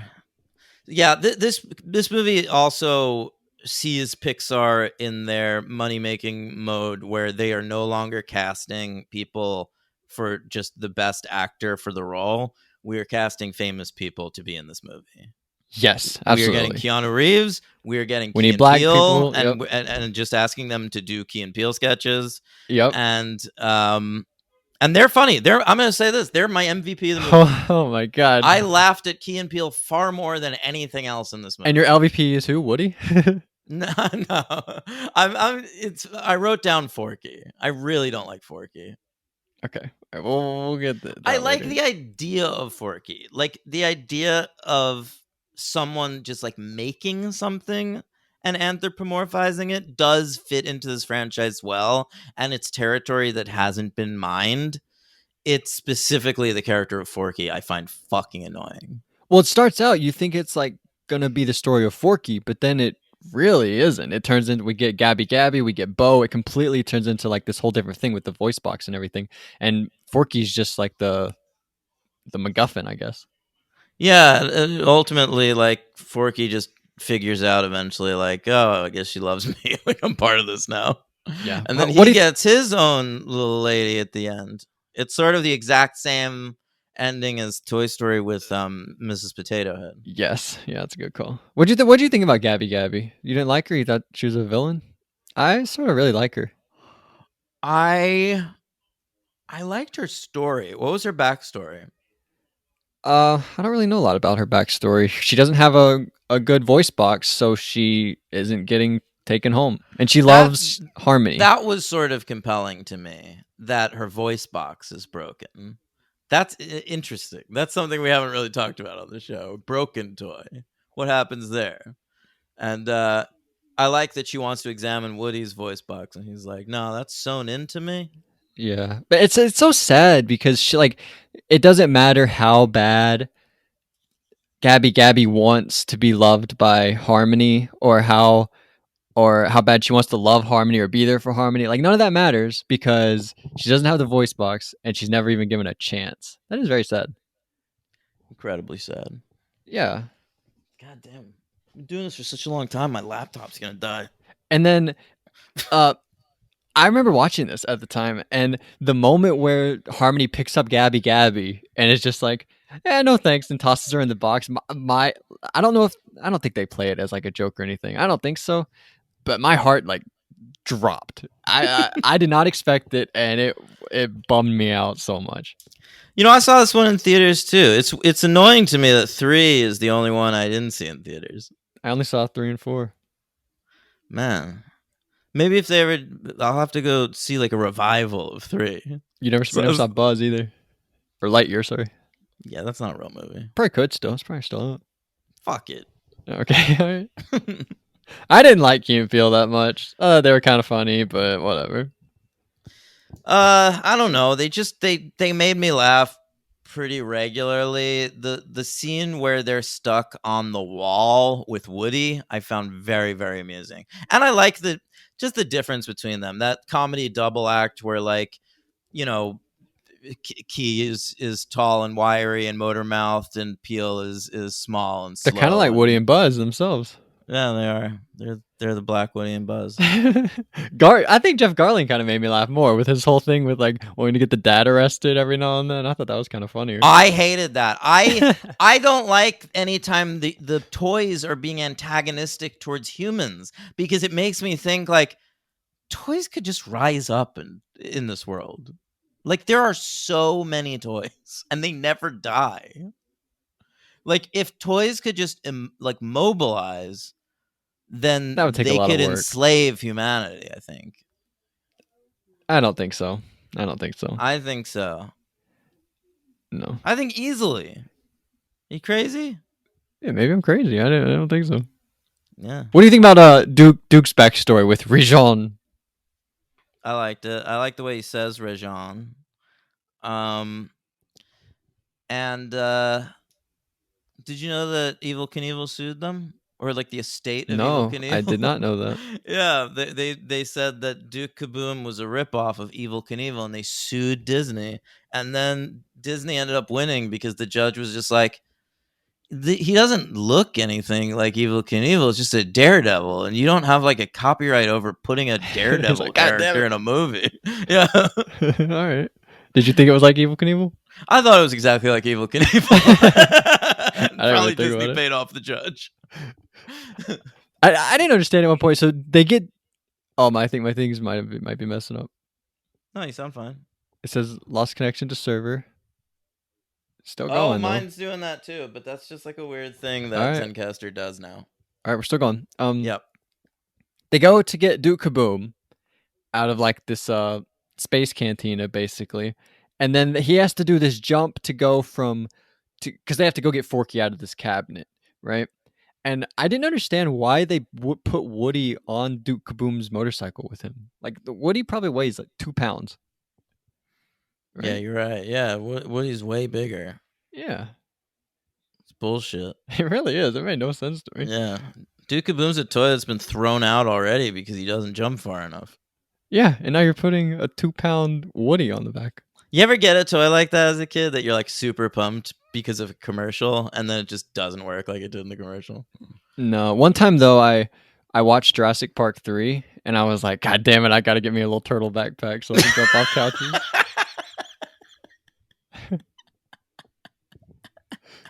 All right, so at the end they're like driving an RV around. It's so dumb.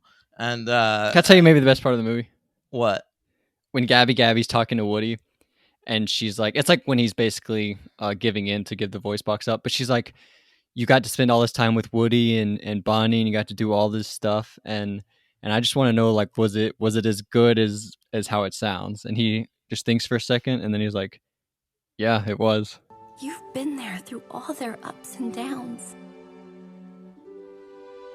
Please, be honest with me. Was it as wonderful as it sounds? It was. You like that? Yeah, it's just like so matter of fact. I don't think this movie has a soul. I give it a 2. Whew. I didn't expect it to. Well, I gave it a 3 when I saw it in theaters, and I think I was being kind. It doesn't get you at all when Woody sa's bye to Buzz and goes on with Bo. No, it really doesn't. Like, to me, Woody leaving with Bo Peep doesn't ring true. I'm not convinced. See, I was. I understood this whole journey was about getting Forky back to Bonnie so Bonnie could be happy, and now he's not But needed I'm just anymore. not convinced that like that was the be all end all. Like getting this fucking spork back in the hands of this little girl It's what is, she is loved. gonna make her okay. Like she's gonna be upset about a different thing fucking tomorrow. I think Woody's being incredibly melodramatic and whiny about this whole situation. But that's what he does. And That's what he does. self-centered. And I think he's going to regret his decision when he's like living in this fucking sticky, noisy carnival, getting stepped on with his fucking Bo Peep. You didn't like how Woody talks to Buzz early Can't on. even take those ceramic pants off. And I think he's wearing a dress, right? Not in this movie. Oh, you're right. You're right. No Oh, my dresses God, how allowed in dumb am Toy I? Story 4. Yeah, that's a great move. Early on, Woody's talking to Buzz and he's telling him like to listen to his inner voice. And Buzz, like the whole joke, the whole movie, how he keeps hitting his buttons to listen to his voice. But I love that moment at the end where Woody is telling Bo goodbye, and then Buzz says like she'll be okay, but he's talking about Bo, and then he tells him to listen to his inner voice. I love that. That's all right. All right. It's all right. What else you got? Anything else? No, because it'll just make me upset when you're like, oh, it's all right. No, come on. Do it. No, Give me one I more. do. I really do think that's it. Okay. All right, so rank them. Are we gonna wait till next week, or are we just gonna do it now? Oh shit! Right, because of I think we can do it Lightyear. now. Should we do it Yeah. now? All right. Let's rank the Toy Story proper movies. Yes. Did you give your MVP and LVP? No, I'm gonna give it it's definitely not 5. It's between a 3 and a 4. 2. Anything that like hits me this much, and it's not just like one element of it. The Gabby stuff hits me. The Woody stuff hits me. I'm gonna give it a 4.